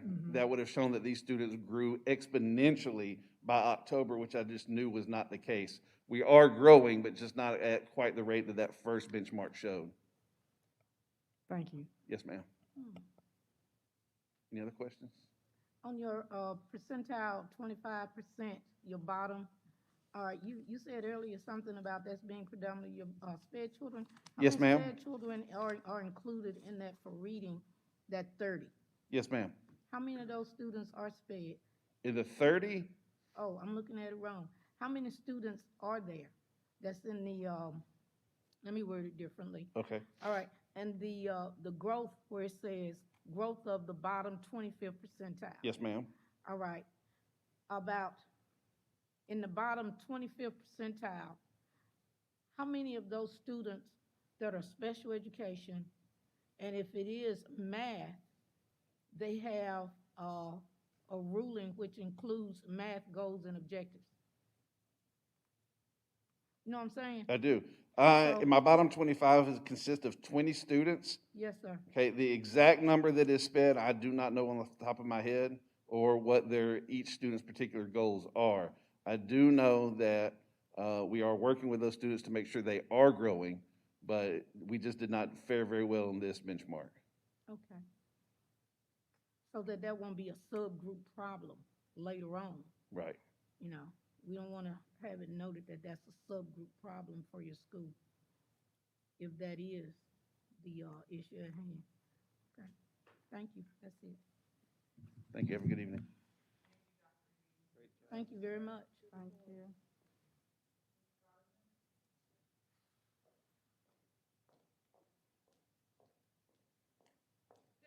Good night, everyone. Good evening. Good evening, good night. evening. Good morning.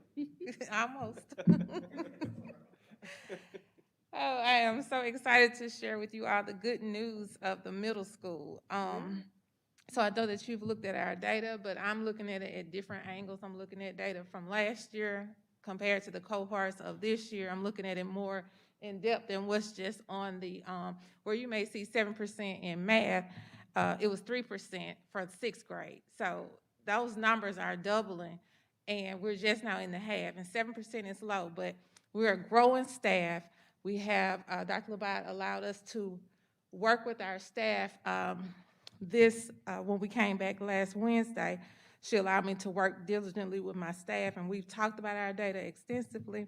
And I'm just super, super pleased with some of the conversations that my teachers are bringing to me. On that first page, nothing has changed. My first benchmark assessment, the second one will be my diagnostic assessment, not my ELS assessment, because that's what I started with the diagnostic from iReady.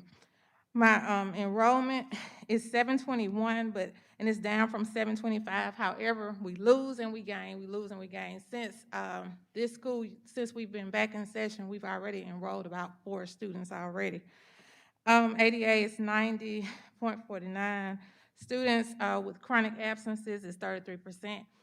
Those COVID numbers, they are real and they are coming in. I heard the conversation earlier about the testing and all of those things. And those, just last week, we had to send home, quite a few students and teachers. So COVID is definitely present around us, especially in my building. I mean, COVID is present. Teacher attendance rate is 90%. Discipline referrals in December, it is 22. We had 22. These are actual numbers. These are not percentage. I do want to say we were out 2 weeks, but I just think my students just calmed down a little bit in December, but we were out 2 weeks. That may be why those numbers are a little bit lower. As far as the allocations of money, nothing has changed. Ms. Cornwall did email me tonight another updated budget for me to look at for the next month. And so what are we doing inside of our building? We're doing the MTSS. Their MTSS roadshow, they're talking about it, but it is serious.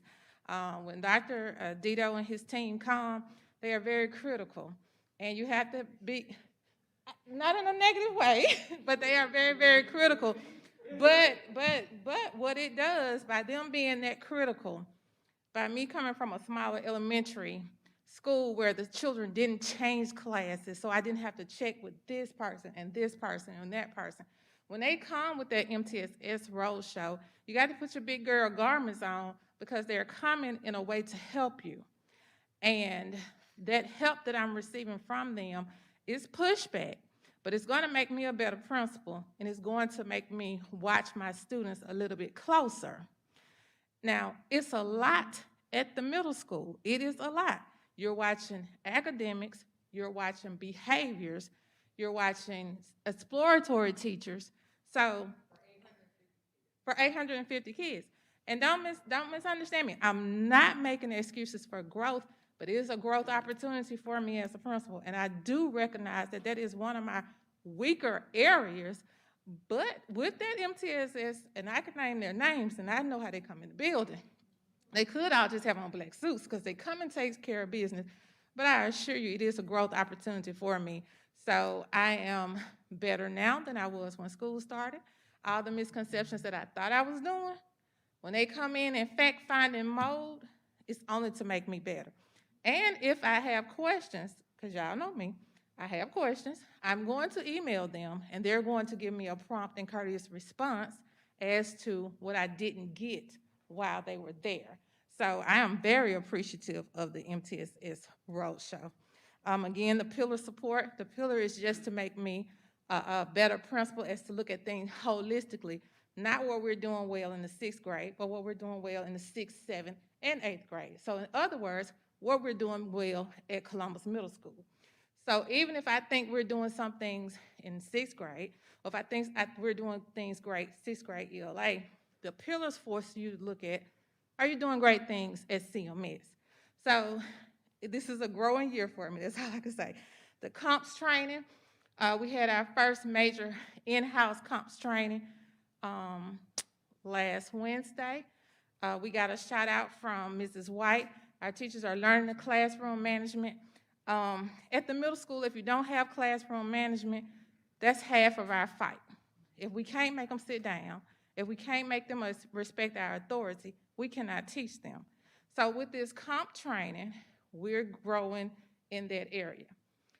And the other thing in the counseling PD is great. The administrative evaluation, I had my evaluation in December with Dr. Labat, and I learned some things about myself as an administrator that's going to help me grow still as an administrator. So even in my administrative evaluation, I had a growth opportunity. What I'm most pleased about at Columbus Middle School was if I did not get a chance to meet with my teachers that Wednesday, I had teachers scheduling their appointments with me. They were coming to me to go over their growth or lack of growth, and for me to explain or tell me when they wanted me to come into their classroom, because they value my judgment as a leader, a curriculum leader, and my input to them. When you have a teacher that tells you to come into their classroom to watch them to perfect their craft, that means the staff is growing. So more than the numbers on the board that you all saw earlier, Columbus Middle School is growing. We are growing leaps and bounds. Any questions for me? Board, do we have any questions? Thank We went you. more in depth. I think were y'all at the last, you weren't at the review meeting, and you weren't there, but you went more in depth about, where you were in your formula and how you would get there. So, we commend you for that. I didn't understand you. I apologize. I'm sorry. You were explaining to us during the review meeting that, your formula to get your end result, and we were telling the other board members that weren't able to be there, how important and how much that meant to us, that you would, go in depth and explain to us what you're looking at to get where you're going. And every time I go into a classroom, Ms. Young, I learn something myself. Every time I go into the classroom with the teachers, I learn something. Then we meet, then we learn together, and then we're able to, encourage our students in a different manner. So I'm a lifelong learner. Every time I go, so I tell my staff, I don't have all the answers. I don't know it all. But together we fly, Dr. Labat. I actually have a Thank question. you. I do have, sorry. Yes, ma'am. I do have a question. I'm a little confused here on the student ADA. That's average daily attendance, right? Okay, Okay, and those percentages do not match the percentages that we got on another sheet. okay. For instance, in September, it says 90.5, and yet this has 97.11. Mine, I have 93 on my form. I'm looking at, this was, In September and October. But I have not 93%. August. I'm sorry, I said, I meant I mean, September, sorry, my bad. 90.5. Okay, and you have what? Okay, for September 2021, Uh-huh. 96.99. That's what you have from, where did you get yours from? I like yours. I do too. From, It's our daily average attendance report that we're looking at. Okay, well, I like yours. Let's go with your numbers. yeah, because they're all, because we, you know, you're totally in the green Okay, for ADA and for CMS, ADA, totally in the green, but these numbers don't match. They're I all, hand calculate off of what because by the time I figure it out, I hand calculate, but maybe I'm not looking at something correctly, so I'll get with, Michelle. I think you all get your report from Michelle, but I like your numbers better. oh, I'm sure, yeah. Yeah, so I'm I gonna do get with too. Michelle, and, I'll see where I'm going wrong. I hand calculate whatever my secretary gives me. Yeah, that's fine. It just sort of jumped out. Yes, ma'am. If Yes, you- ma'am, I'll correct that. Okay, that would be great. I mean, I don't know which one is correct. I Well, if hope- Michelle is, and I say if hope it's this Michelle, one. I hope it's that one too. Okay. All right, no big deal. We'll figure it out. All right, Thank you, ma'am. thank you for calling it to my attention. Great job. Thank you. Thank you very much. Thank you all for your patience. We're moving on to item number 9, open forum policy BCBD.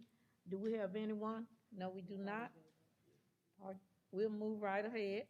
Moving on to item 10, Office of the Superintendent, Dr. Labat, School Operations Superintendent, Travel, Goal 1.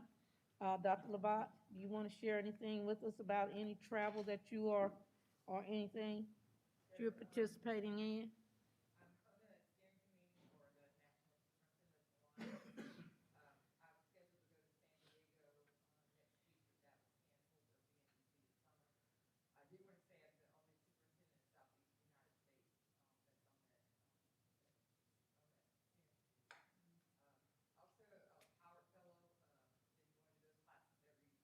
Mhm.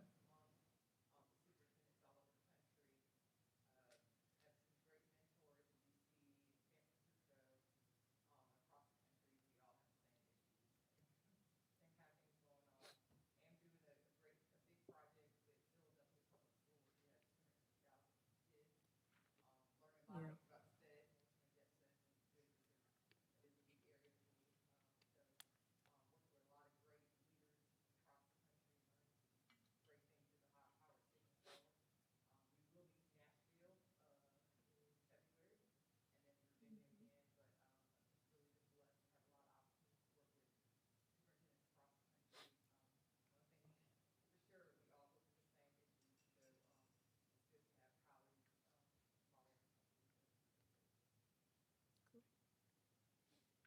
Board, we have any comments, questions at this point? Moving right along to superintendent recommendations. Consideration and a discussion to approve the staff personnel items. Requesting a motion to approve our personnel items. I'll make the motion. Any second? Second. Second by Mrs. Young. Any discussion? If no discussion, all in favor? Please raise your right hand. It's unanimous. Thank you. Moving on to item 11. Make sure. I printed this agenda out a while ago. That's why I keep going back and forth looking. Excuse me. Consideration to approve our financials. Board requesting a motion to consider, the financials. Number one. Oh, boy.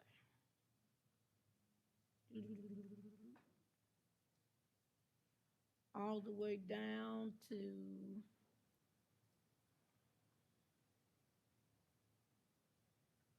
Can I scroll on? In my eyes. Is it F? Yes, All the way down to F. Excuse me. The summary reconciled bank statements, requesting a motion to approve the financials from 1 through so moved. A through F. The motion is made by Mr. Spears.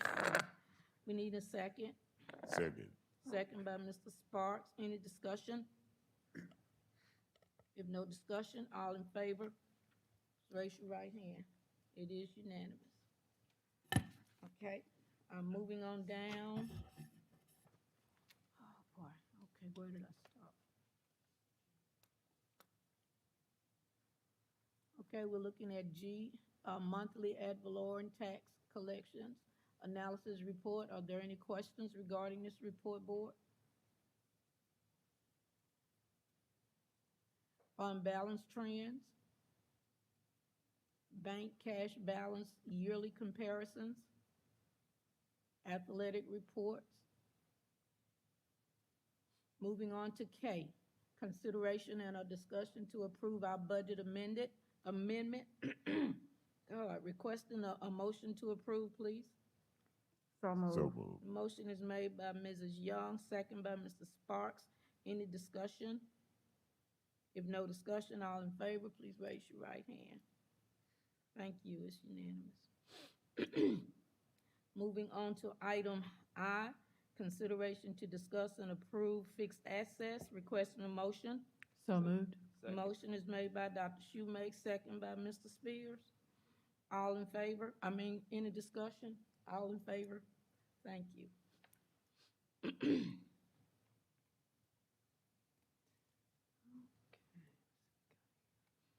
Okay. Consideration to, approve our claims, requesting a motion to approve the claim docket. All, requesting a motion. So moved.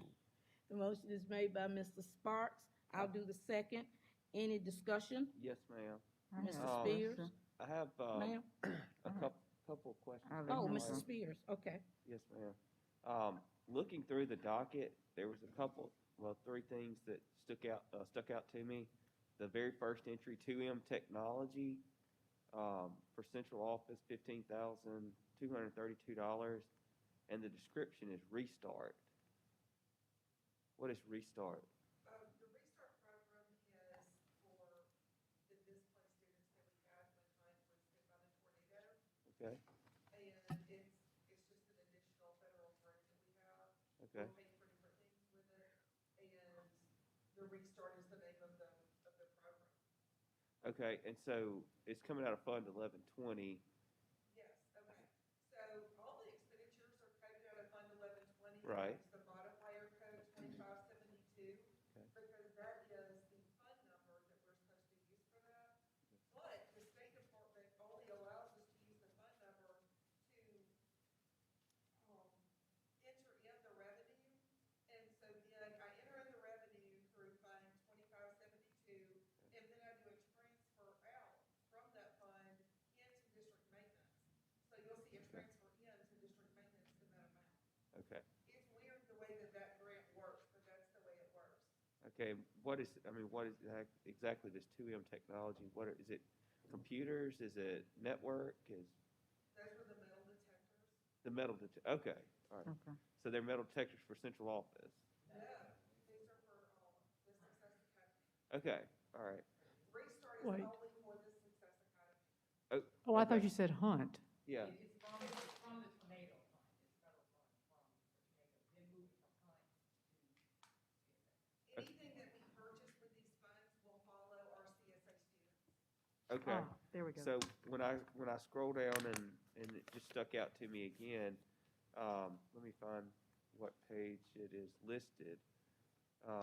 The bottom of page 11, the top of page 12, and it says Misco Interior Concepts, $71,268.12.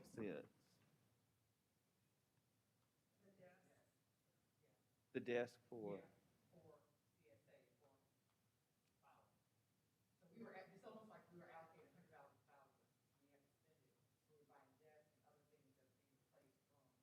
so while you're using 1120 as a pass-through, you're making it whole.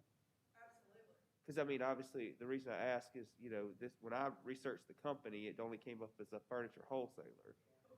And so, where's the armoire? Where's the, With Restart is 100% full to our district. The expenditures have to come out of Fund 1120. The revenue is in Fund 2572.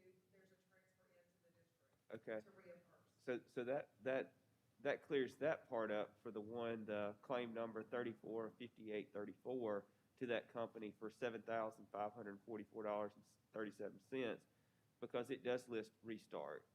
The one that I just mentioned, that's claim number 345833 for the $71,268 says DM Cap Prop.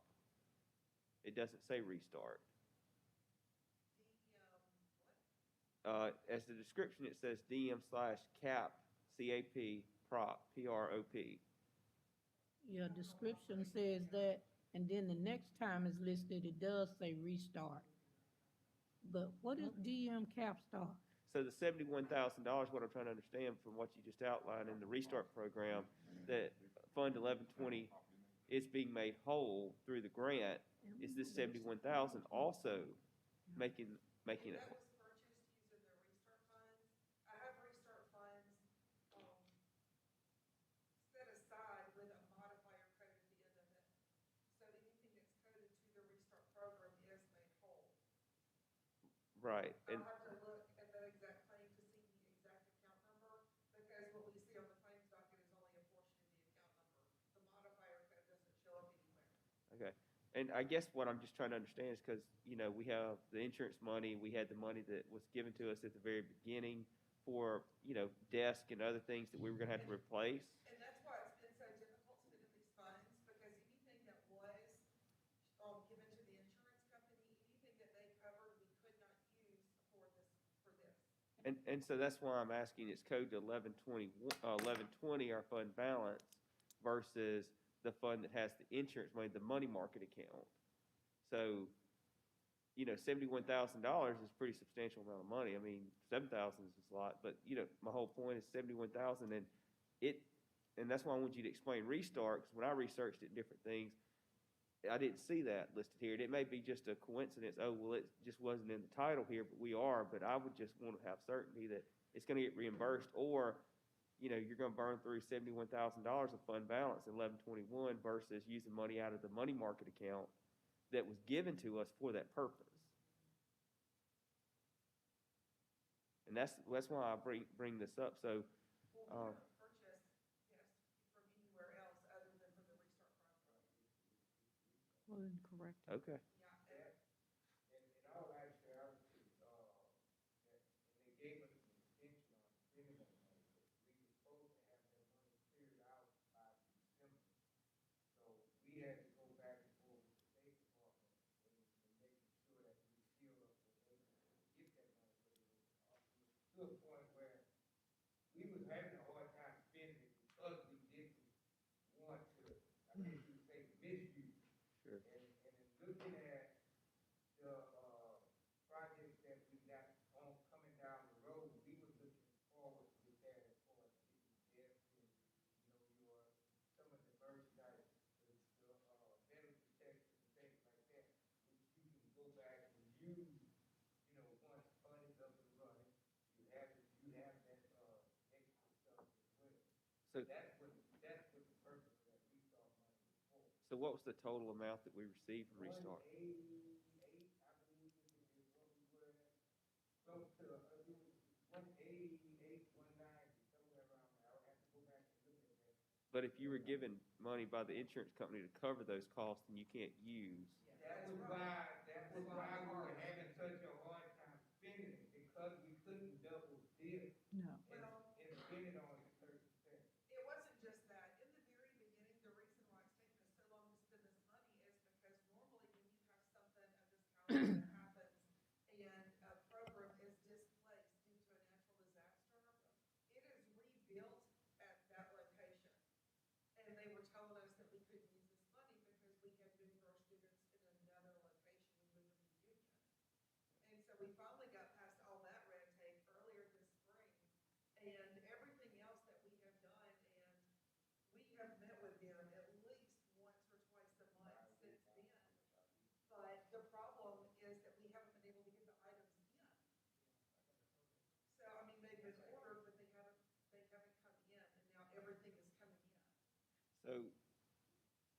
So you say it follows the students that were moved over to Success Academy, Yes. but the students who are going to be at Hunt are going to be sixth graders. They're not going to be the Success Academy It students. follows the students, the program that was displaced.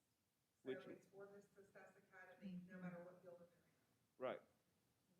But The But they're Success still at- Academy was at Hunt. Even though the damage happened to Hunt, right. we're restarting the program in this other location for these students. That was the program that we're restarting. So it'll stay with that program, our alternative program. But what I'm saying is that all this that we're approaching now is just going to Union because the sixth graders are going to Hunt once it's online. What I understood was presented to us that has been filed with MDE. So that's why I keep asking that specific question is, if you're saying it follows the students or the program that was displaced, and those students are staying at Union, all that stuff exactly stays at Union, so. Right, and it's gonna stay Union, we're gonna take the other stuff over there, I just said Union. So we're gonna take the U stuff and put it in the new building. I didn't see it that way. Let me, from my understanding of what you just said, Ms. Rogers, is, from the tornado, all right, at Hunt, the students that are at Union now, they were there at Hunt, at the alternative school. So when the tornado hit, and that part of it, the insurance replaced that to replace what Hunt lost. Then that's why the furniture moved to the Success Academy, Union Academy, where the students are. Now, the sixth graders, when Hunt is rebuilt and the sixth graders are transferred over there, then a part of that total insurance package that we get will actually fund the furniture for the sixth grade. But that's not what the question is here. The question is, we're spending $71,000 plus 13 plus $7,500 for this restart money for the program for students that are at Union Success Academy. How many students are at Success Academy right now?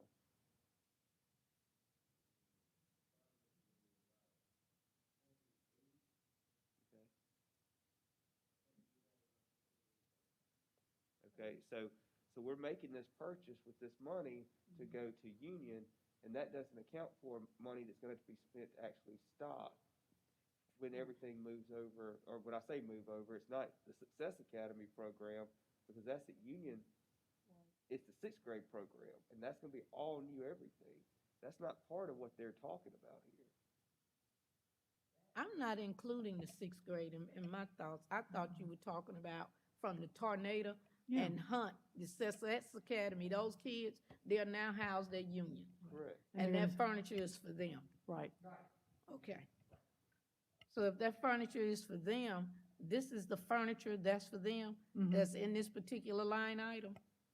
Oh, So how many desks and Well, tables that's what and I things was are you saying. talking about for 71,000?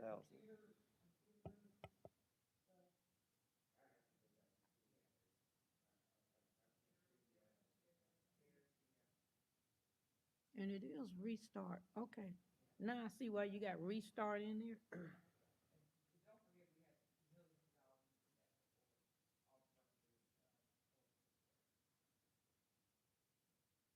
So the question is, this particular company was used for the furniture from Restart, and it's coming out of 1120, but those funds will be replaced back into Fund 1120. That's what I would want to know. All right. but we can get verification on claim number 345833, which is the 71,000 that doesn't list restart. What you guys see is Okay. whatever is typed up at the top Right. of one of the sheets. If they just don't happen to put something on the second line, you don't see the next restart. Right.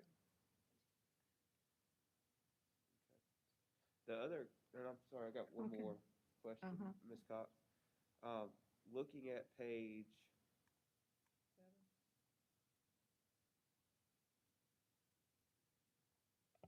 7, yep. E-local link, Inc.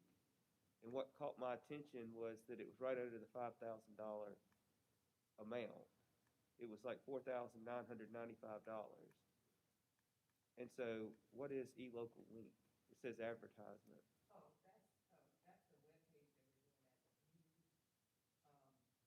What?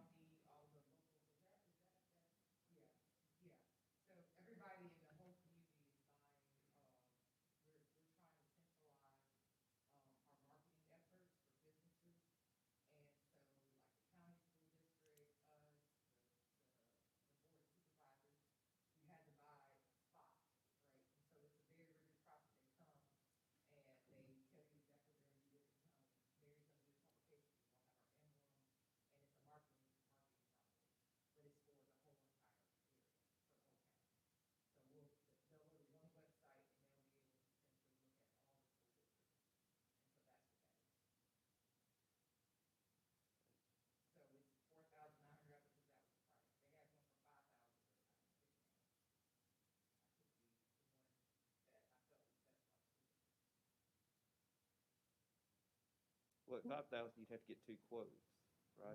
Right. No, it's a service. Yeah, it's a service, it's not. Right, so, okay. Is That that, It's under 5,000, so you does didn't have every, to. I mean, does each participant kick in $4,995?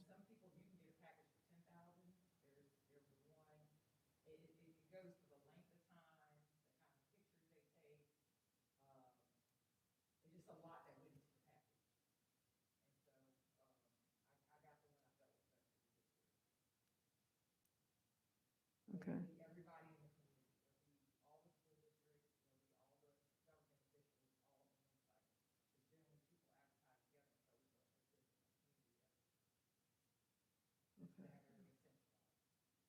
So who will host the site?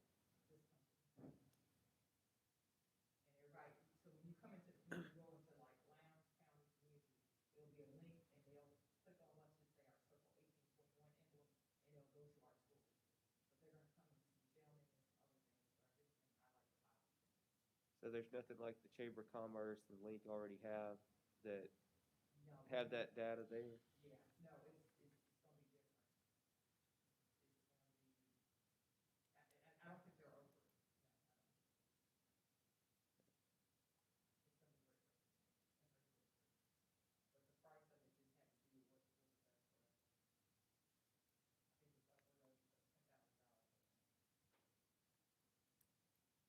That's all the questions I had about it.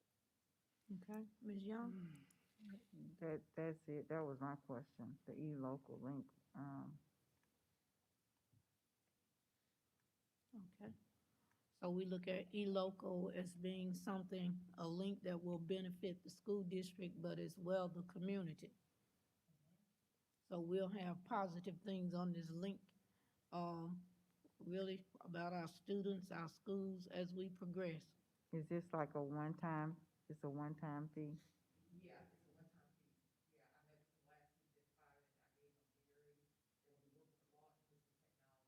Oh, great. Okay, good. Wow, so we really need our district website together, don't we? Hmm. All right.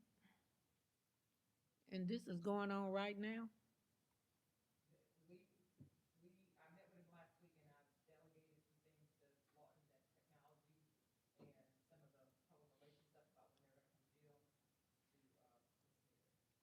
Okay.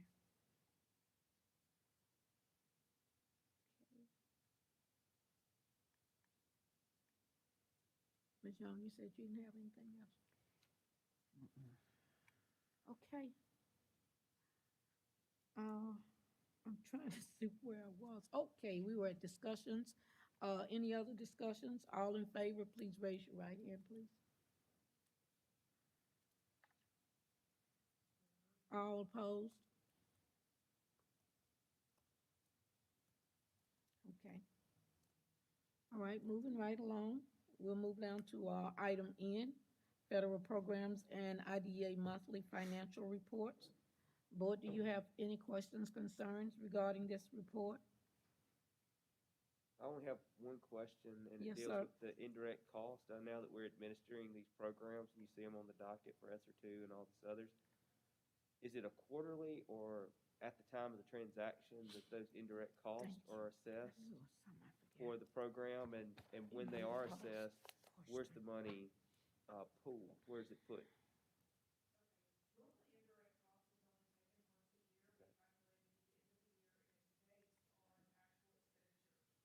Okay. So we will actually do a journal entry to charge the fund. We'll do a journal entry to transfer in and out, but it's with a particular function code. It's a 7,000 and a 6,000 revenue and expenditure. It's just a different one for the normal transfer in and out. Right. But once I charge the fund, then we can request reimbursement. And when you request reimbursement, where do the dollars Your go? line go. The dollars go to the fund to pay it back, if that makes any sense.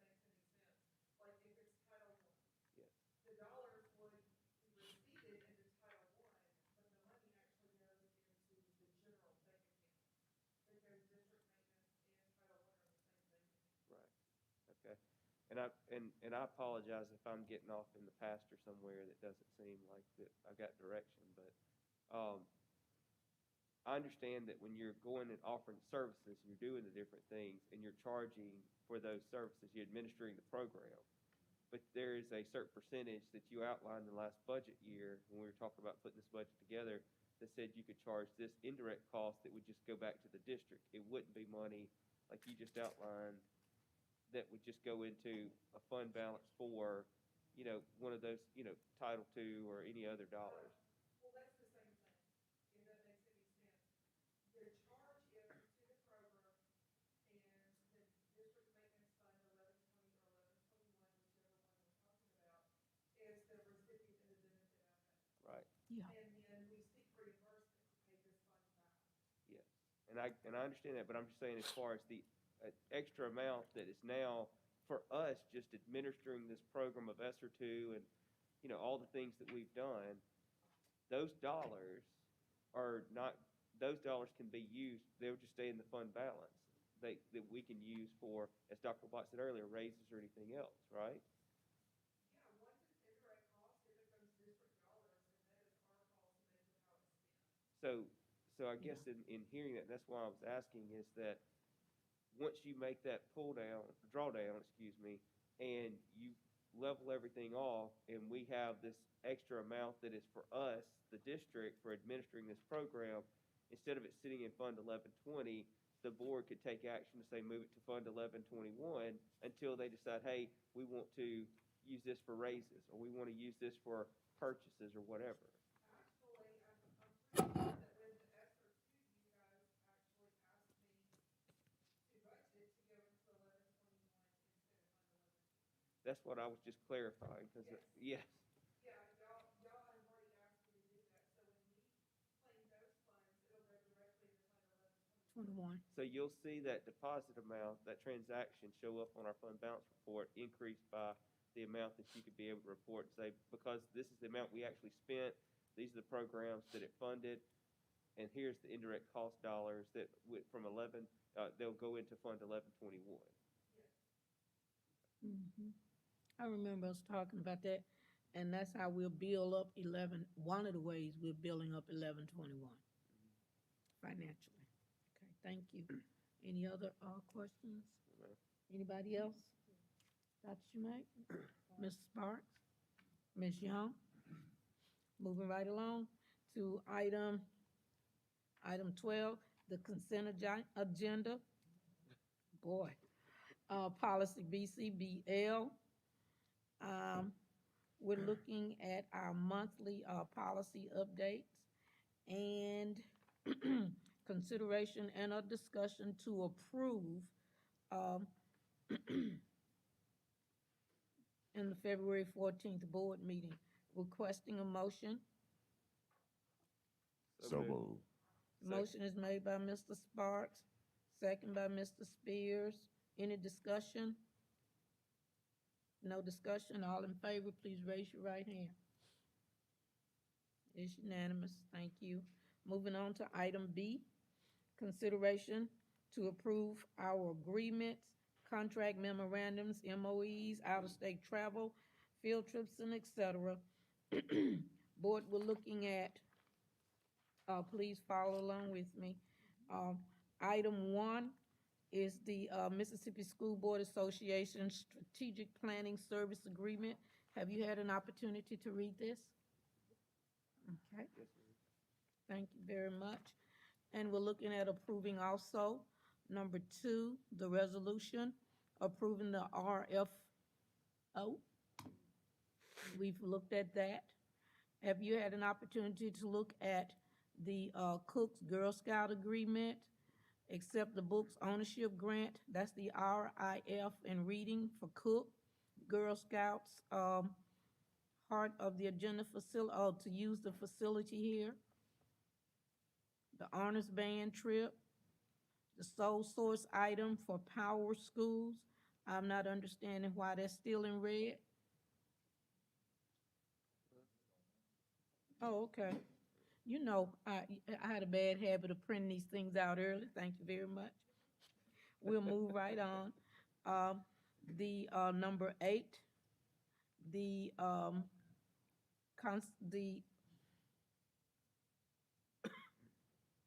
the proposal for to assist in federal programs for I call it ELA, ELL, the English language tutor. Advertisement from MDE supporting the CEP Seamless Summer Options for Child Nutrition Department. Advertisement of maintenance, bid 681, 681. Advertisement for maintenance, bid 681. Baptist Memorial proposal for occupational therapy, which sometimes includes PT, OT, and et cetera. Speech, I believe, was included into that also when I read over it from time to time. Columbus High School Middle School Band members overnight field trip. Requesting a motion to approve the agenda items. So moved. The motion is made by Mrs. Young. Second. Requesting a second. Second. Second by Mr. Spears. Any questions? Just one question. Discussion, I'm sorry. Yes, ma'am, just one, on the B2, the resolution, for request for qualifications for architect and engineer. Yes. I know we have Hunt, we already have an engineer, an architect firm hired for it. And I think the same architect from our discussion earlier about the, Franklin roof is also being managed. So what other projects is there that we're trying to have somebody on retainer for? No, I understand, but I'm just asking, like, is this something that's a requirement? Yes. Okay, all right, that's all I need to know. Okay, that's all I need to know. So if it's an ESSA requirement, will it be the same architect firm? No. Be different ones? Will be given up, okay. All right. But we'll see all the architects or engineer firms that apply for it. Okay.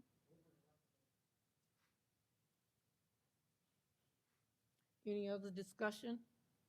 All in favor, please raise your right hand, please. You all have to excuse me. It's getting late in the night. It is unanimous. Thank you very much. And then you look at item C, our dates to remember, which are academic dates. And we see that our students will bring home report cards, which is a good thing. January 11th, is it? And then the athletic report, our board meetings.